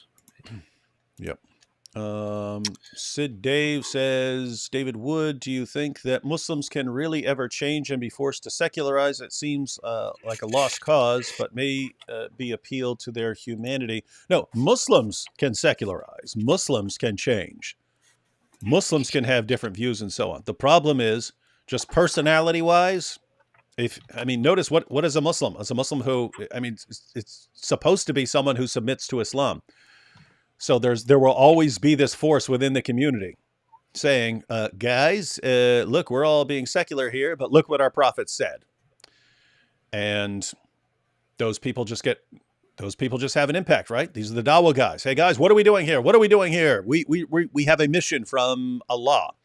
And so you could have tons and tons and tons of perfectly nice Muslims. You could have tons of Muslim friends and so on. You can have Muslims that you can get along with. There's always going to be issues that arise because the religion calls for the violent subjugation of the entire world. And I don't know how you get an entire population that would not take their sources seriously on these issues. Yeah. I don't know why some people here are trolling this whole anti-Jewish stuff. Scored X said Karl Marx is a Jew. I don't know. I don't know if you're trying to worship Karl Marx. The guy's dead, but he was actually not a Jew. He was. He didn't have. He wasn't a Jew. So And just screw Karl Marx. yes. Good, say that there. Good, put Yes. that there. And last super He's even chat. accused of being anti-Semitic because he wrote some bad stuff about Jews. And by the way, the Soviet Union was not very different at some point in their persecution of Jews, especially under Stalin. They were actually not quite different, and they didn't have very big disagreements in terms of the Nazi persecution of Jews. And in the Soviet Union, they called them something different. They used what was that? What was that? Cosmopolitan something, rootless cosmopolitan. I think is that what the term is? I forgot, but they would use this term for Jews to accuse them of being these rootless, stateless, parasitic people who just want to suck the blood out of the glorious Soviet Union. So you might be an That's anti-Jewish very guy who blamed it on the communists, but they were also Jew haters at one point. that's very similar to what was being said in Germany. They were saying, hey, they're parasitic, right? They're not their own thing. They're basically parasitic on the rest. And a lot of these criticism had to do with Jews not having their own state, right? It's you're parasitic on other people's states. That's what Douglas Murray was pointing out. It's like when you're in other people's states, you're parasites in this state, and then if you get your own state, well, now you're evil because you have a state. So either way, you're bad. If you want to buy into this whole conspiracy theory that communism was a Jewish project, look into the term rootless cosmopolitan. It is historically known as a Soviet anti-Jewish slur to accuse them of some deep conspiracy. They were thinking the very same thing. Question from Giovanni here. Hey, AP, you're a minority. Do you have minority sects in that country? No, I don't. Why did I say anything? I don't know. All right, ladies and gentlemen. So notice there are various problems here that are going on that have to do with generally ignorance, right? Young people today, ignorant. Even the people who are aligning with Dawa guys on various issues, it's usually because of ignorance. They do not understand what the final goals of the Dawa guys are for their populations and so on. So one, you got this problem of ignorance, but the other issue is, of course, Islam. Got to deal with Islam. And so let's see, one last comment here. Said Dave, why are Jews treated like an ethnic group when they are just a religion? Is it because of European and racial theory? Well, no, Jews would be I mean, you can be a convert to Judaism and so on, but I mean, generally Jews are an ethnic group as well. So it's a combination. In other words, you can be an atheist Jew. You can be an atheist Jew where Jewish is your bloodline and so on, even if you don't believe. So it can have a kind of dual meaning. All right. So again, we've got to pay attention to what Islam teaches. And guys, these situations that happen in the world, very, very tragic frequently. But if the problem is Islam, then focus on dealing with the problem and using these opportunities to expose the most obvious false prophet in history. And so we can always announce, ain't gonna follow no child molester, sex offender, private pretender. Ain't gonna follow no child molester. Islam's not for me. Islam's not for me. Islam.